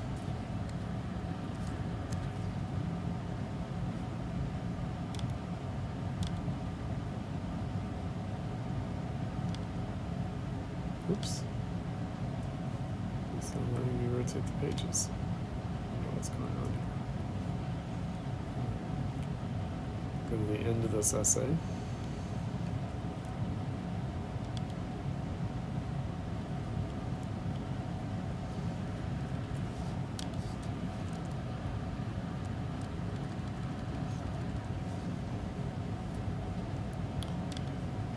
So he declares that this essay is his attempt at, that's why he titles it in French, a manifesto, because the French love to have their artistic manifestos. Let me just read the final paragraph of the essay aloud with you guys. It says, informal music could augment rhythmic flexibility to a degree as yet undreamt of. In this, as in all other respects, it would be the image of freedom. What the musician longs for, because it would be the fulfillment of music, has not yet proved capable of achievement. Impossible as it has been to discover what music authentically is, it has been no less impossible to bring wholly authentic music into being. It is better to admit this than to bar the way to it by choosing one type or the other and claiming that it embodies the ominously positive musical ideal. Informal music is a little like Kant's eternal peace. Kant himself thought of this as an actual concrete possibility which is capable of realization and yet is nevertheless just an idea. The aim of every artistic utopia today is to make things in ignorance of what they are. So that would be a kind of a bookend parallel or repetition of what he was just saying about theory and about thinking, that authentic theory would be thinking beyond its own terms, in the same way that an authentic practice, so authentic freedom in theory and authentic freedom in practice, Authentic freedom in theory is to be able to theorize, or in thinking, to think beyond what one is thinking or intends to think. Similarly, in practice, to make things in ignorance of what they are. In other words, to make things in a way that exceeds what one is trying to do, what one is trying to make, the intention, the practical intention. But really, it's practice beyond practice, because with the aleatory techniques and other kinds of automatic procedures that musicians had subjected themselves with experimental music, it would have to be a practical result, an actual activity, that goes beyond even the automated or unintentional aleatory practice. So it would have to be thinking beyond thinking and practice beyond practice, and not just practice in the sense of the deliberate intention of the artist, but the intention of the practice itself. So music would have to achieve in practice something beyond the practice itself, meaning the even the unintended practice of the artist. That's why he calls it utopian. So on the one hand, it is practically possible. On the other hand, it's just an idea. Right, so that's the point of that, is to really introduce something that we talked about a couple of weeks ago in terms of identity and non-identity. So the difference between entity and identity. Entity, what is, and identity, something that becomes, how something becomes what it is. Achieving self-identity. So how does that occur? It occurs through a self-contradiction, meaning a contradiction between what something is and what its potential could be. The contradiction between what is and what ought to be. The difference between the extant and the actual. So one way of thinking about this is he could have titled this essay "The Actuality of Contemporary Music," meaning what potential is contemporary music expressing? What potential beyond itself? What potential beyond what it already is? Right, so that would be the informal music. And it could be the music that is desired, is attempted, is aspired to, meaning what is music trying to be? What is it aspiring to be? And I use that impersonal formulation intentionally, meaning the music itself in practice, not the intention, the deliberate intention of the composer, of the musician, of the artist, but the music itself. What is it trying to be? What is its identity that it is aspiring to? What is the identity that it would attain to? So, and how to give expression to that, how to reveal or manifest that, how to make that appear musically. Right, so that's why he goes through the essay basically saying, what do these artists, what do these musicians say they're trying to do? But then what appears to be the case in terms of what the music seems to be aspiring towards.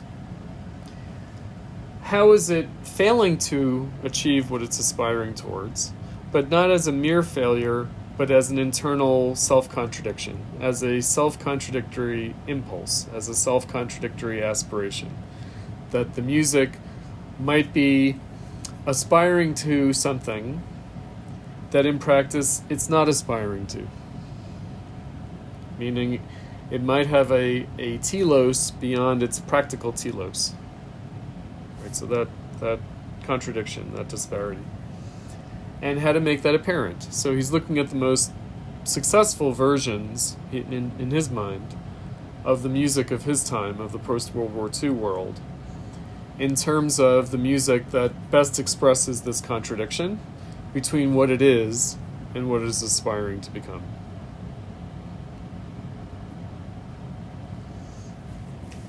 Now, he also says that, and this is where those 20s, that piece is pertinent, that he might be, because he was basically asked. He was asked by other musicians, okay, Adorno, we love your writing on music, but what should we do?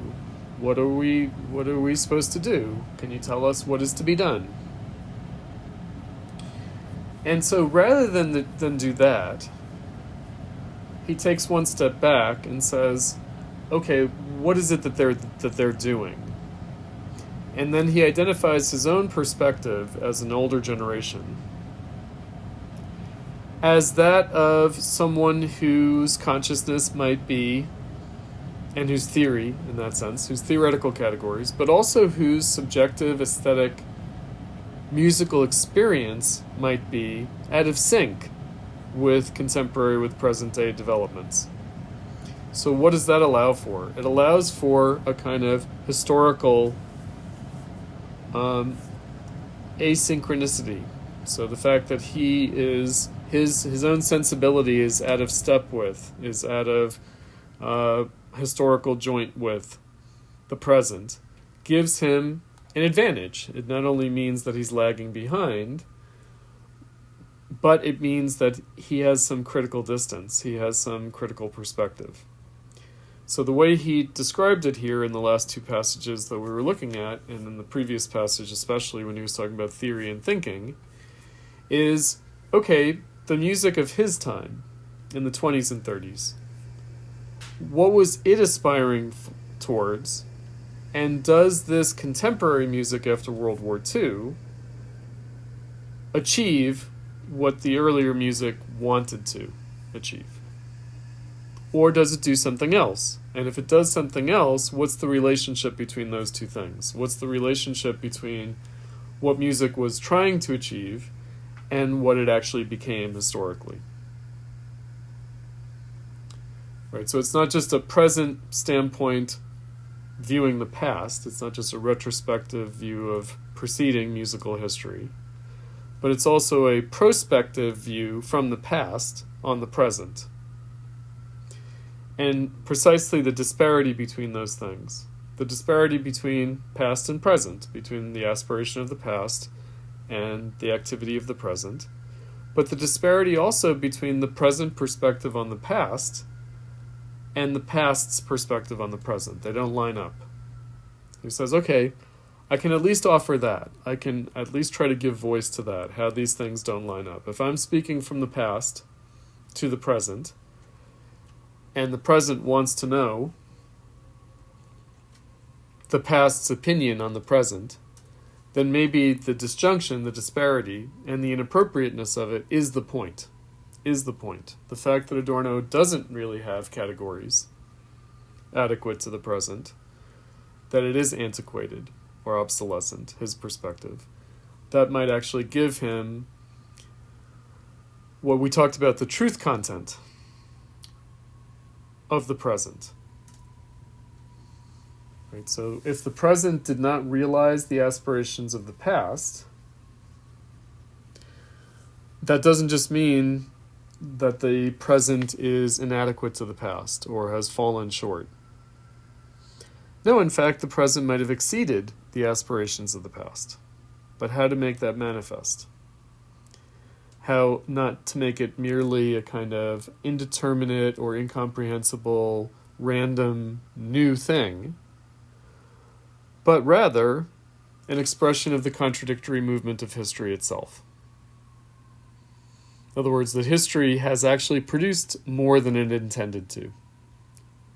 That the new didn't come from, as he puts it, out of the clear blue sky. It didn't come out of nowhere. It did come out of the past, but in an unanticipated and unanticipable way. Like it couldn't have been anticipated. That would be freedom. That would be freedom. Even under conditions of unfreedom. So from the constraint of the past came something new and different that nonetheless bears the character of being restrained. Right? That's why he starts off by saying, oh, music was supposed to free itself from mathematics, but then is now trying to be mathematical. Right, again, that contradiction. So why, again, in those 20s, when he said, why the aspiration for emancipation, liberation, freedom also seems to be a desire for discipline and order. Right, so from the aesthetic theory that we've read so far, the first two parts of aesthetic theory that we've read, what's remarkable, he says, is not so much the freedom of art once it can do whatever it wants, but rather how the artists themselves have limited themselves. And, again, paradoxically or self-contradictorily, in limiting themselves in the way that they did, they actually produced something new and different. Right, so it has to do with the way history and capitalism produces new and different things. Now, another category that he has in these readings that we've done tonight, and also in the aesthetic theory, is fashion, the fashionable, and the cycle of fashion, the recycle of the past in the cycle of fashion. And when things are recycled, they're actually different the second time around. And indeed, a critical character of the past might only be yielded in hindsight, in retrospective, as secondhand, as obsolete. So that's the Surrealists. The Surrealists did this with the found object, with the object that had fallen out of circulation, had fallen out of commerce and exchange value, but also fallen out of utility, use value. And so had a second life as a found object. And indeed revealed itself in a way that had not been exhausted by its original circulation. In other words, it sort of unlocked an energy of the past that otherwise seemed spent. When the object went obsolete, it seemed like, okay, that's an exhaustion of its energy, but then it gets a second life. It gets a renewed energy outside of its historical moment. So that's a kind of an allegory or a symbol of something that's more generally true in capitalism and in art history under capitalism, which is you have radical experimentation that seems to exhaust itself and yet has a second life in retrospect.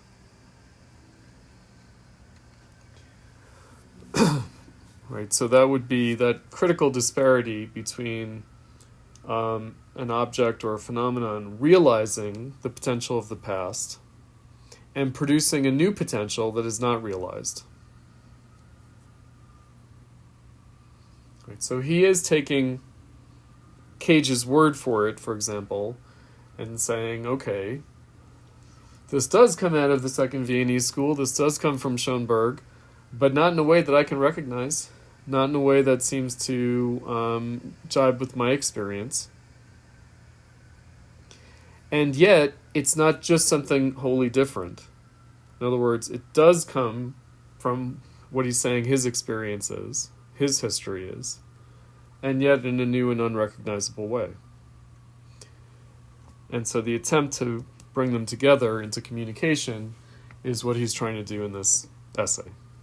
Meaning, informal music, aserial music, maybe that's what the music of the past was trying to be, but without knowing it, and without realizing it, either in theory or in practice.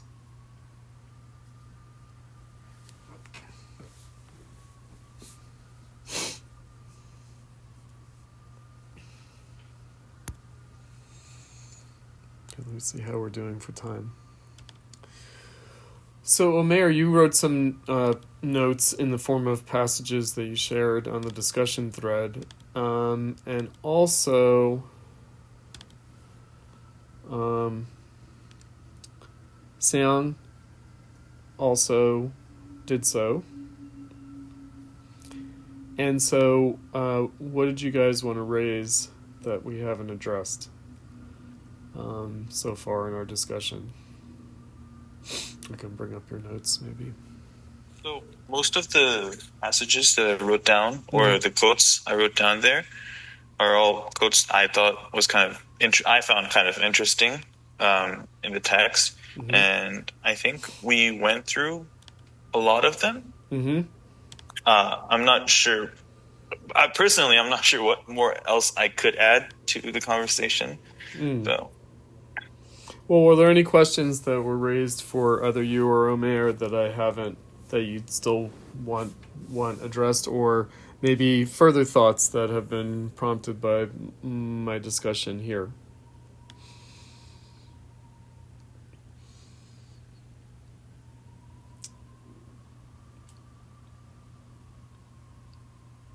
Omer?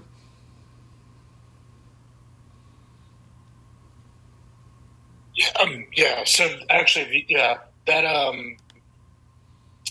the 277 quote. If you could go up a little bit. Uh-huh. There you go. Uh-huh. Yeah, I mean, because he's talking about the antinomy or tension between applying a schematic to the music from the outside, which would be a kind of abstract imposition on the material, versus, how does he put it? Well, on the other hand, the composer who strives to resist this paradox sinks to the level of ephemeral and arbitrary. So the rules are administrative, his own intuition seems ephemeral and arbitrary. And then he continues after this passage to say this basically returns this new music to the dilemma of the Second Viennese School, in fact. This is also what they had to confront. Mm-hmm.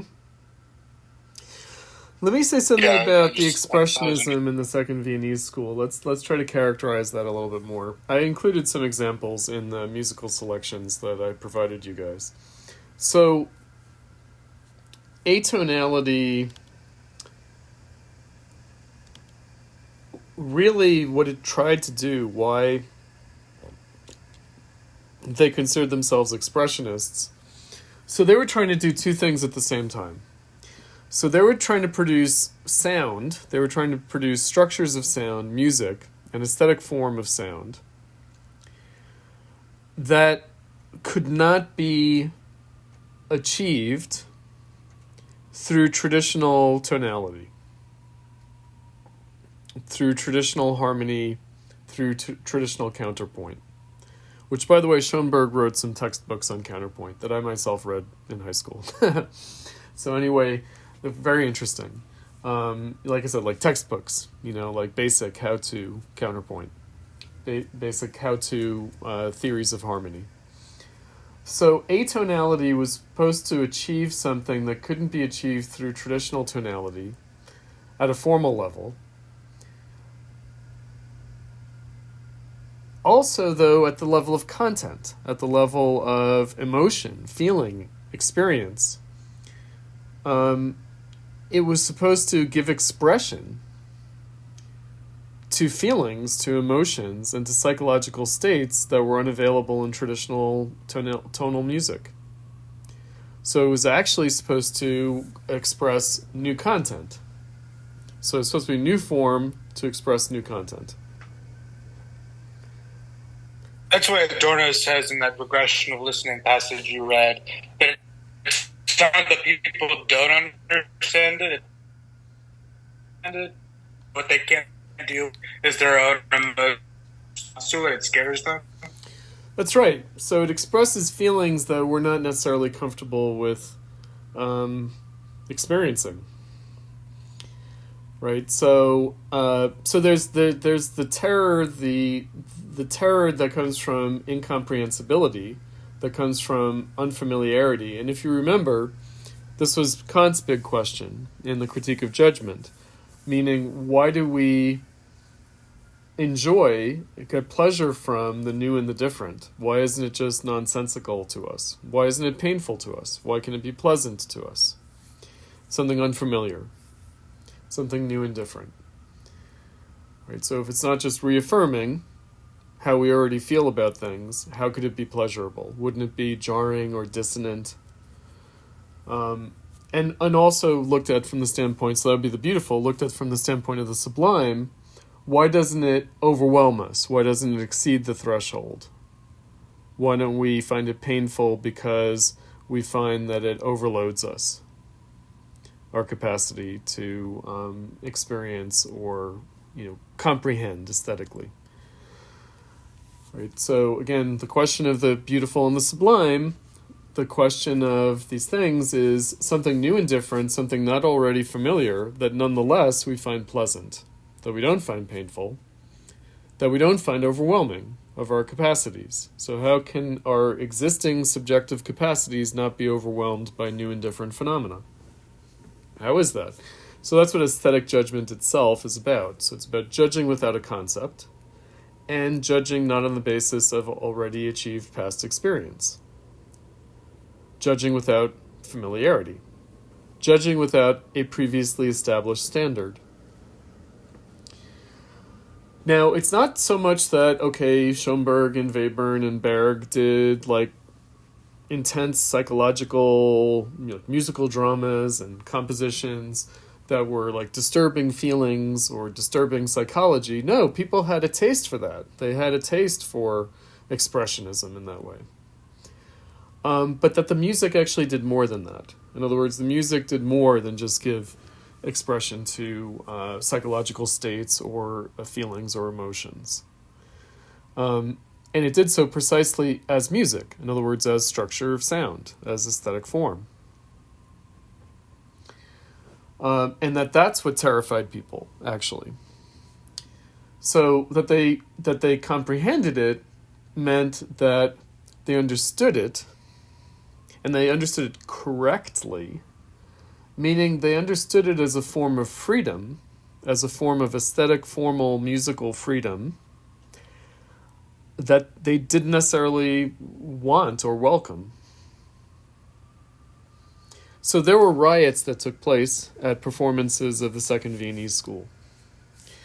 And so audience members, people in gowns and tuxedos, stood up from their seats in the audience and marched up and started beating the musicians and attacked the composer and the conductor. And they did so seemingly spontaneously, meaning they couldn't help themselves. They reacted violently to the music. So the idea, and these are, educated people, and who went to see something new and different, who went to see, cutting edge avant-garde music, right? But were completely overwhelmed by it, maybe not overwhelmed by it, maybe offended by it.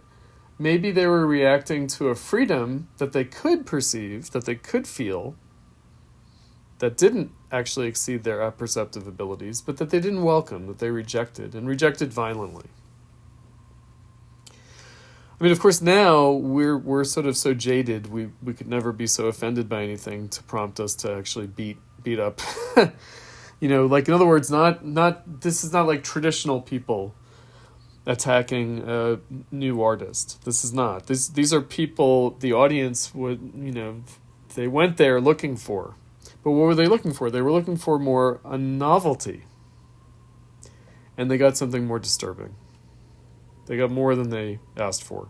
And maybe it's also the case that what the audience experiences is more than what the composer intended. In other words, maybe the music was more than either the listener or the composer intended. And then the question is, how is that the case, and what does it mean? That's why in the informal music, he has the whole thing about Schoenberg's imagination, that his imagination is great, but he doesn't imagine everything beforehand. Right. Like the experience itself, yeah. That's right. So when we think of art objectifies the imagination, again, going back to Kant, art objectifies the imagination, but it also exceeds the imagination. Meaning, successful art stimulates the imagination of others in a way that is not fully accountable by the imagination of the artist. So it's not just that the artist has this imagination that he shares or she shares with the viewer or the reader or the listener. It's that the artist is able to produce something that they themselves couldn't have imagined, even if the work is the objectification of their imagination. So where does that excess or exceeding the imagination come from? It comes from the practical form itself of the art. Meaning, in trying to give form to the imagination, in trying to objectify the imagination, one actually produces as form, as an aesthetic object, more than just the objectification of the imagination. Because otherwise it would be something like this. By contrast, the idea would be, oh, you have this amazing imagination and you're only able to sort of give a sort of pale copy of it in your art. Right? That you imagine this awesome thing, but your art is less than that. Somehow. No, I mean, that might be true in one sense. In another sense, actually by objectifying it, it becomes more than what you had in your mind, what you had in your imagination. And precisely as form, precisely as coherent form. In other words, precisely as practical structure. Practical structure not only in the making of the thing, but in the experience of it. In the subjective reconstruction, or actually construction, composition of the music in the listening experience, in this case. Right, so not form as less than content, but form as more than content. Form as objectified content, but also in that formal objectification exceeding the content. That would be really freedom. In other words, to create more than you intend, to make something without knowing what it is, to say it without knowing what. Which doesn't mean not saying anything, right? Doesn't mean nonsense. It means, what is the capacity to say? What is the capacity to make? And of course, that making doesn't just come from the individual, it comes from the history of art, it comes from the collective practices of both producing and consuming artworks. Right? There is a practice. There is a metaphysical object of art, capital A art, that does actually exist. It exists insofar as there is a movement, historical movement of practice, that exceeds any particular instance of deliberate, intentional action on the part of artists.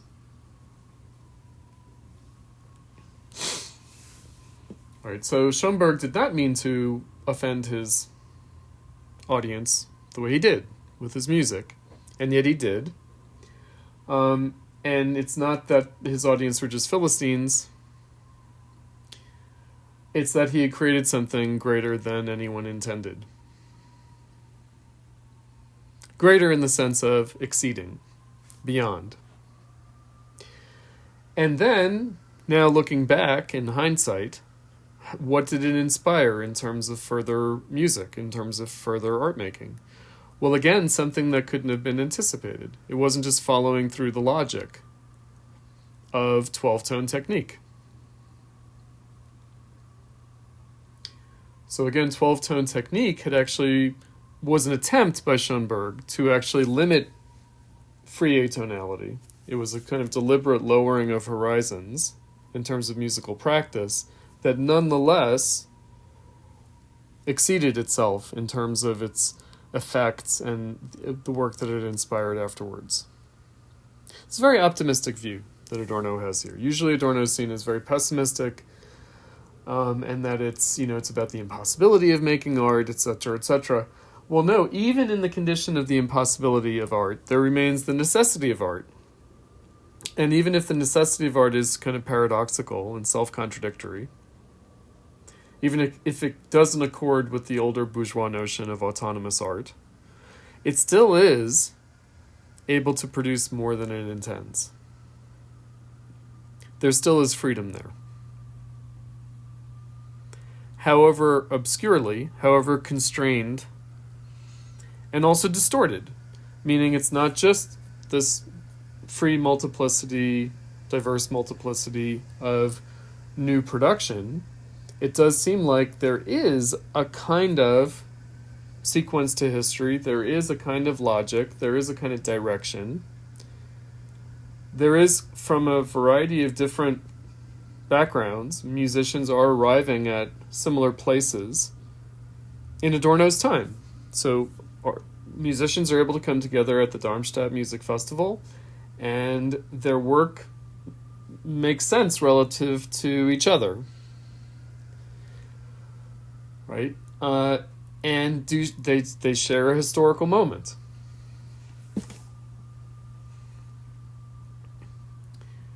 right? And that historical moment bears the signs of a kind of an impasse and a kind of regression, a kind of barbarism. But nonetheless, even under those conditions, something new and different is happening. And new and different in the sense of something beyond the intention. Beyond the intention of musical history, beyond the intention of individual artists, beyond the intention of the desires of the listener. If the listener wants something, they get more than they wanted, they get something different from what they wanted. He's looking at that aspect of it. Rather than you could look at it, you could characterize it the other way. You could say, we always get less than we want. We always achieve less than we intend. Well, no, something other, different from, which also means not just less, but can also mean more. More would mean generating new possibilities. Further possibilities. Now, like I said, it's optimistic because then there's a question of what happened to music after this time. In other words, in the actual postmodernist era of the 70s, after Adorno's time, did it continue in this way, or did it not?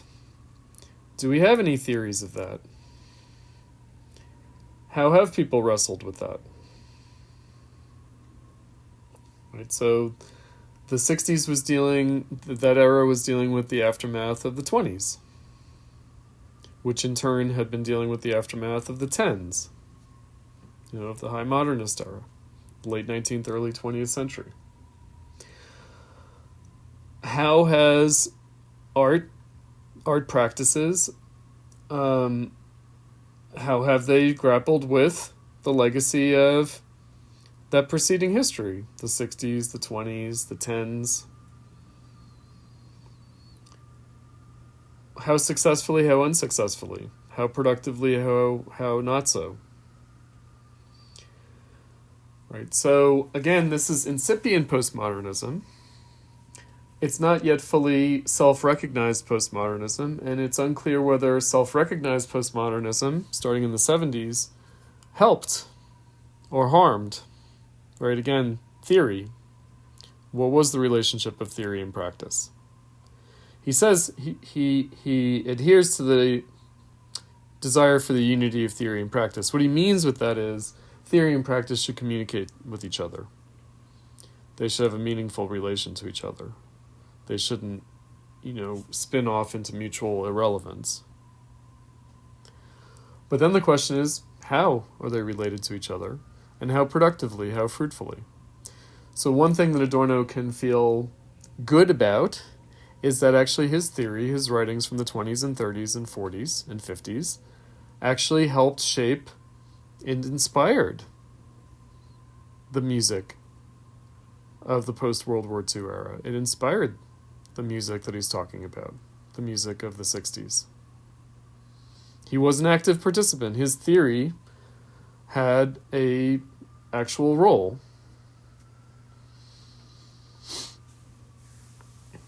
It had served a purpose in terms of a fruitful relationship of theory and practice.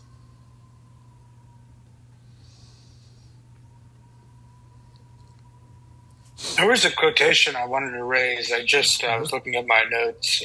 The 280 quotation, it's interesting. Okay. Because the new music, he's saying kind of, it has a kind of objectivistic character, and its emphasis on pure sound, and kind of has a critique of the subject. So he says, like, there's something emancipatory, or not emancipatory, but actually importantly expressive of reality in the fact that expression and subjectivity aren't part of it. Aren't part of it, yeah. And this is similar to his treatment of Beckett, right? That Beckett expresses the disintegrated subject or whatever, the lack of the subject. So, by the way, nominalism. So I just want to, because he uses this term in the aesthetic theory, and it's a strange term. So there's capital N nominalism, which is a kind of medieval Christian philosophy, Western Christian philosophy. I think Western and not Eastern. But the idea that categories and universals don't really exist. They're kind of fictions in our heads, and the only thing that actually exists are particular objects. Right? So, again, that would raise the question of theory and practice and self-understanding, consciousness, mind, mindlessness, as he said, or mindedness. We could also call it mindedness, not mindfulness, mindedness. Now, what that means is that there isn't music, capital M music. There's only musiques. There isn't art, there are only particular artworks. But what you sacrifice there, if you go that route, is you sacrifice the ability to grasp historical movement or substance, to use a Hegelian term that Adorno uses. So, not sure whether that quite responded to what you were talking about, Omer, or not.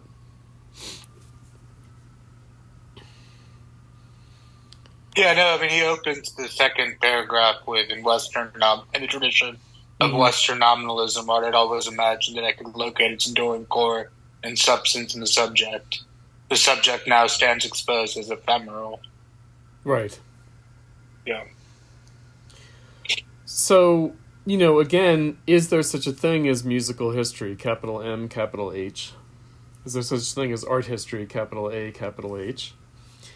Or are there only these particular objects, which have a more or less contingent relationship to the past? Right? Or there might be particular histories rather than universal history. But even in the case of particular histories, there wouldn't necessarily be local universal histories, but only very specific, practical traditions. It's interesting because I think in aesthetic theory, in his kind of Hegelian critique of Kant, he's like, does Kant open himself up to a kind of nominalism? Does judging without a concept mean a kind of nominalism? Mm-hmm. Yeah. Mm-hmm. Well, only because the role of history in Kant is unclear. And that would be, the reason for that, by the way, is that in the 18th century, there could be a different attitude towards history than in the 19th century. So in Kant's time as opposed to Hegel's time, in Kant's time, universal history could have a different character. In other words, it could be a kind of universal realization of an always existing human nature and human potentiality, a kind of Rousseauian freedom that's ever present.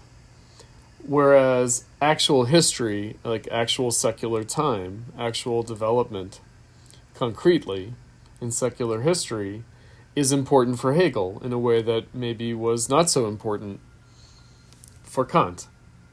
Meaning, it's not to say that there wasn't history for Kant or historical development for Kant, but it might have had a more general and abstract character rather than a very specific, temporal, concrete character.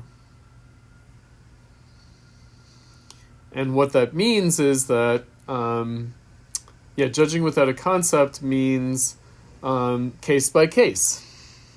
Case by case. And so the tension there is, well, of course, aesthetic autonomy does demand case-by-case judgment. On the other hand, one has to hazard or venture, risk, a kind of universal historical perspective, especially in the era of capitalism. And the reason for that is that in the era of capitalism, that kind of universal history that Kant could take more or less for granted as unproblematical and as, again, what Hegel would call progress in consciousness of freedom, actually becomes extremely problematical in the 19th century, already for Hegel in the aftermath of the French Revolution and in the era of Romanticism. Romanticism's feeling dislocated from a canon, right, a kind of tradition that also had a kind of eternal quality to it, the classical, versus history going off the rails. And Hegel was like, no, history has not gone off the rails.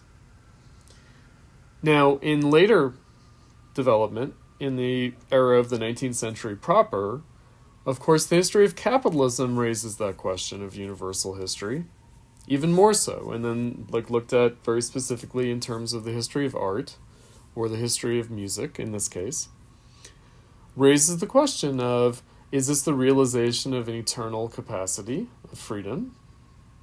Is this classical in that way? Or is it much more embedded temporally in concrete history? As you get nominalism. Right. So the nominalism of the medieval Christian perspective, it was theological. It was that God creates everything as its own thing. And God communicates with all of his creatures, with all of his creations in his own way. Right? So everything has its relationship to God. Everything is a kind of particular, unique creation of God. And only God brings it all together. But so God speaks through all things, but speaks differently in all the different things.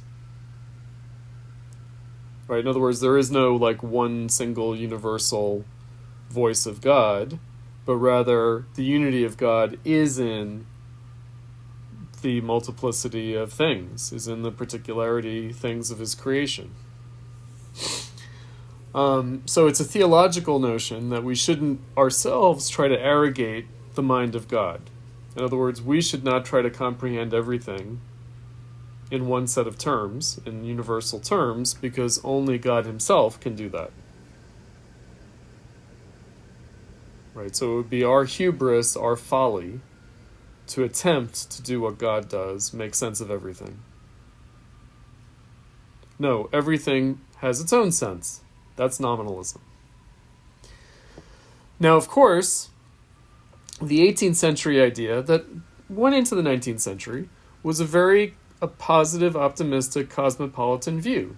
Nothing human is alien to me. Everything does make sense. All human creation participates in this great brotherhood of humanity across space and time.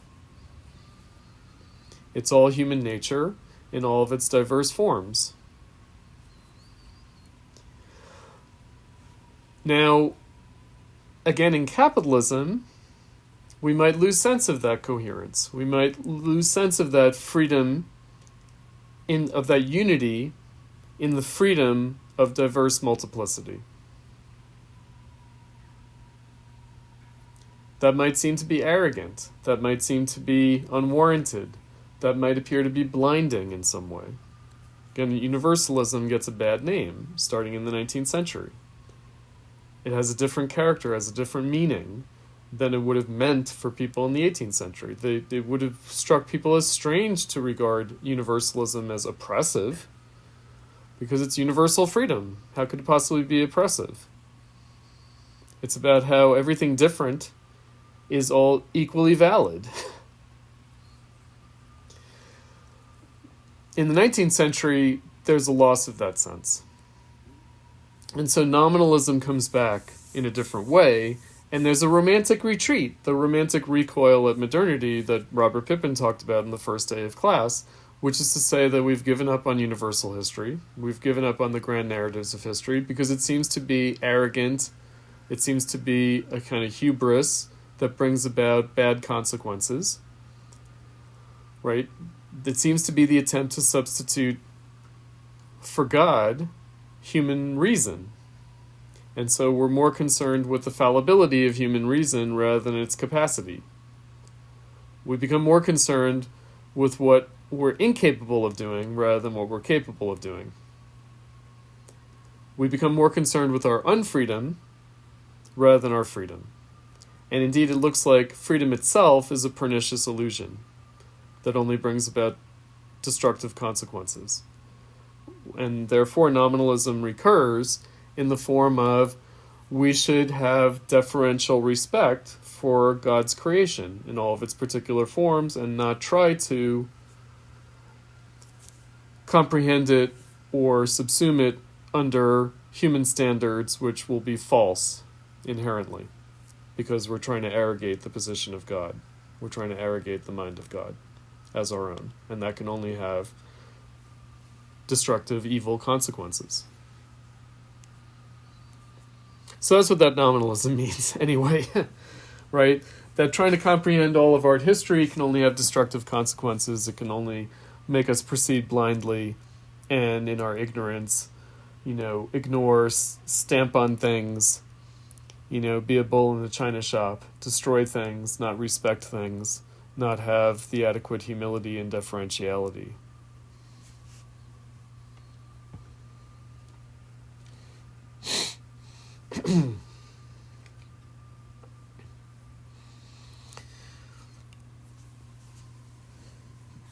Maybe he's playing with contradiction there, because he's saying the tradition of Western nominalism actually assumes the subject as universal.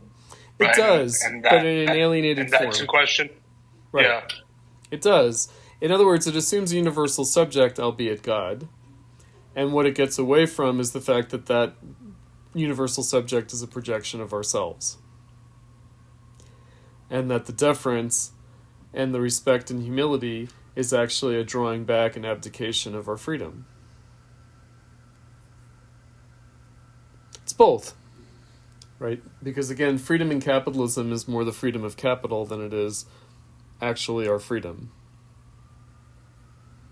It's the freedom of the capitalist dynamic rather than actual human, subjective, collective, social freedom. Or it is that, but only and he's saying a kind of like way. Expression. Go ahead. That a kind of expressionism or emphasis on subjectivity might in fact reify subjectivity, right? And that the kind of cold conceptual character of like post-serial new music, that its objectivity is itself an expression of the fact that, I think of that T.J. Clark quote, right? Bourgeois art without bourgeois subjects, or bourgeois public.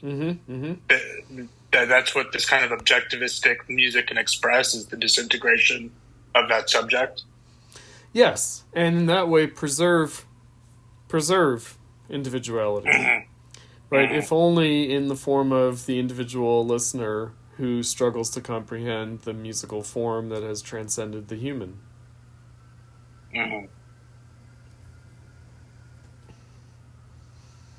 Right. So, by the way, that would be an example of something that we've talked about, the contradiction of capitalism, the contradiction between bourgeois social relations and industrial forces of production. So he calls the aesthetic a pure force of production, which is peculiar because the aesthetic would be about like our subjective feelings and judgments and, our experience, and yet it does seem like aesthetic form has exceeded aesthetic experience, has exceeded our capacity to subjectively experience things. The form takes on a life of itself, a kind of life of its own, and seems to exist for itself. Right? Formalism. There is a reification, and yet that's also freedom. It's alienated freedom, we could say. But that doesn't mean we want to bring it back down to earth in human terms. We might want to let it go, even though it is an expression of that production for the sake of capital, that appears to be production for its own sake. So, again, in a mediated way, he's not just saying, formalism just is capitalism. It's related to capitalism. Of course, it's different because the very notion of an aesthetic form that exists only for its own sake is paradoxical, is self-contradictory. If you're not saying it exists for the sake of the subject, but exists for itself, well, what that posits is the non-identity of the subject. Meaning, perhaps it is giving form to new subjectivities. Perhaps it is expressing subjective possibilities that are not yet realized, but in this paradoxical way of producing aesthetic forms that are incomprehensible from the standpoint of individual experience, individual subjectivity. Right, so that tension That, and it can it be recognized as such? Can it be recognized in this way? Would be the key. Or has it just become a kind of mathematical formula? Has it lost its contact, even distant or critical or seeming estrangement from individual subjective aesthetic experience? Right. I was thinking in aesthetic theory, he treats formalism as, in fact, mimetic of a formalistic society, I think, right? Yeah, we think of formalism as non-mimetic, but he's saying its very formalism is a kind of representation or reflection of the formalistic special totality. That's right. So it's homologous, it's analogous, and so I think that that's also important. In other words, it's not just like mimesis doesn't mean just the same. Right? It means the same, but in a transformed way. So what it allows you to see is an operation in society, but you're not seeing it just as such. You're seeing a kind of allegory of it, or you're seeing a manifest phenomenon of it. And so you are seeing something that can help you grasp, if you will, something else.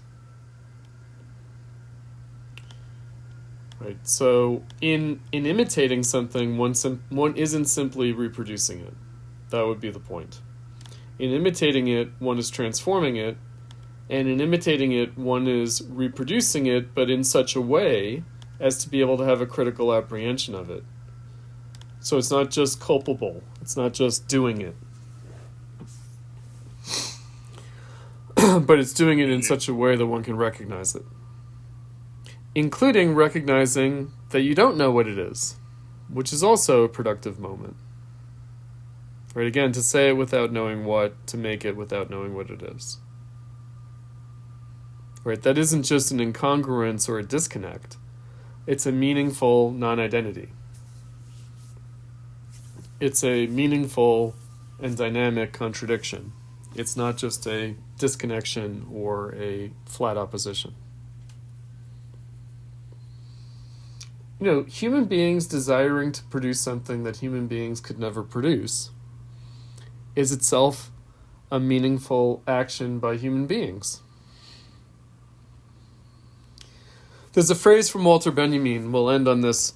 So Walter Benjamin, in his Task of the Translator essay, he says, "No poem is for a reader, no painting is for a viewer, no music is for the listener."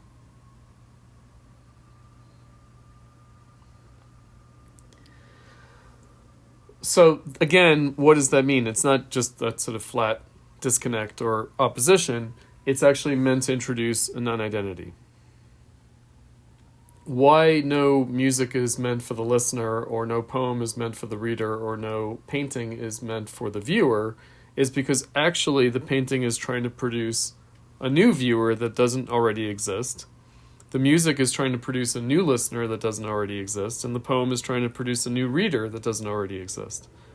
And that's why it can't be meant for them. It's not meant for the listener or the viewer or the reader as they are, but as they might become. Now, of course, that's just straight Kant, Schiller, Hegel.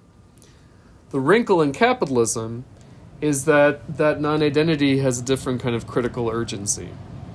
Meaning, what will become the new reader, the new listener, the new viewer, is not as the work of art is seeking to produce it, but also as the work of art is embedded in capitalist history that is producing new subjects, but actually in a way that contradicts the potential of the past, that contradicts the potential of practice beyond itself, or of thinking beyond itself, or of theory beyond itself. And of course, that's unfreedom, that's domination by capital, that is contradiction, but it still indicates possibility and potentiality. It preserves it. even as it denies it. So remember one thought figure from aesthetic theory to keep in mind. Art is necessary, but it's impossible. Art is necessary in the way that it's always been necessary. It's always been part of culture. It's always been part of human history. It's always been part of society. It has been necessary. It's an expression of historical necessity, of social necessity, including at the level of the individual, subjective necessity, which is a paradoxical idea, but nonetheless is the case. It's necessary in the sense that freedom is necessary. Society, history, the individual require, of necessity, freedom to realize themselves, to be what they are, to become. At the same time, in capitalism, specifically in capitalism, such movement of history, of Geist, of freedom, progress in consciousness of freedom, of practice, is also impossible. So art remains necessary while it has also become impossible. And yet we still make art, or at least Adorno thought. In the 1960s, he died in 1969. He still thought we continue to make art. Now, I've raised in the very first week of class Susan Buckmore's. Namely, art might have been driven underground. Art might have been driven underground already in the period that Adorno is talking about, starting in the 1920s. But maybe art was driven underground in a new and different way after Adorno's time, and in our time. Meaning, it still is necessary and impossible, but now in an underground, in an occult way, in a kind of tabooed way.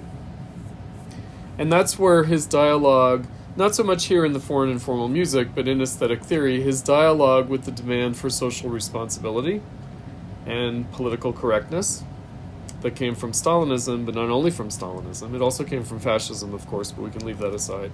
But it also comes from, liberal democracy.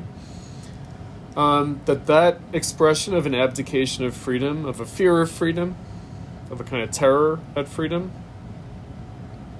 is significant and is informing, is conditioning, is shaping art, the history of art, the production of art.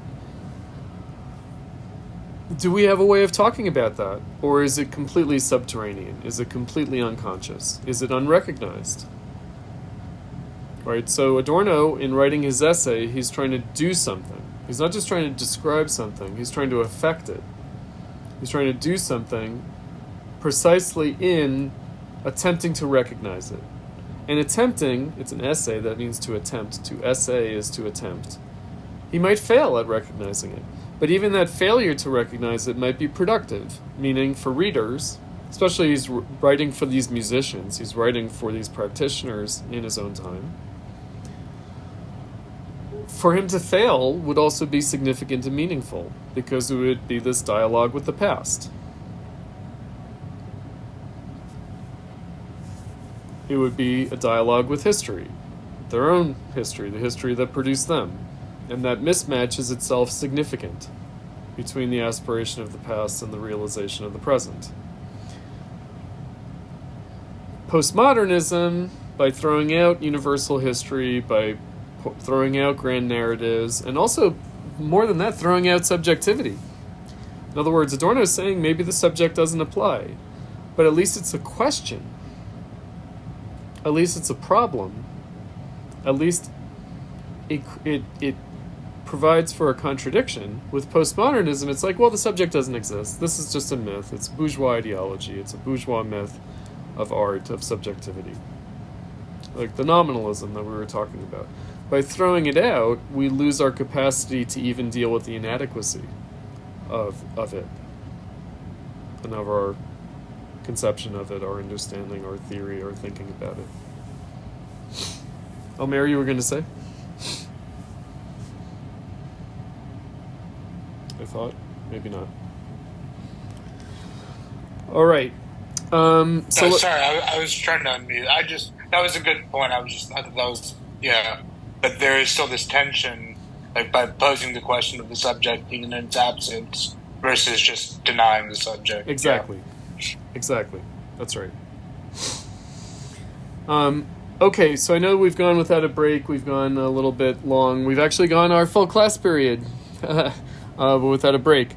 All right, so I will see you guys for the final week next time. We'll read our final selections from aesthetic theory then. I'll set up a discussion thread for that for anyone who wants to post to it. I thought these quotations were very useful, were very good for directing our attention, so that would be welcomed for the final week of readings from aesthetic theory. And in the meantime, have a good week. I'll see you next time. Thank you. Thanks, Chris. Okay, bye guys.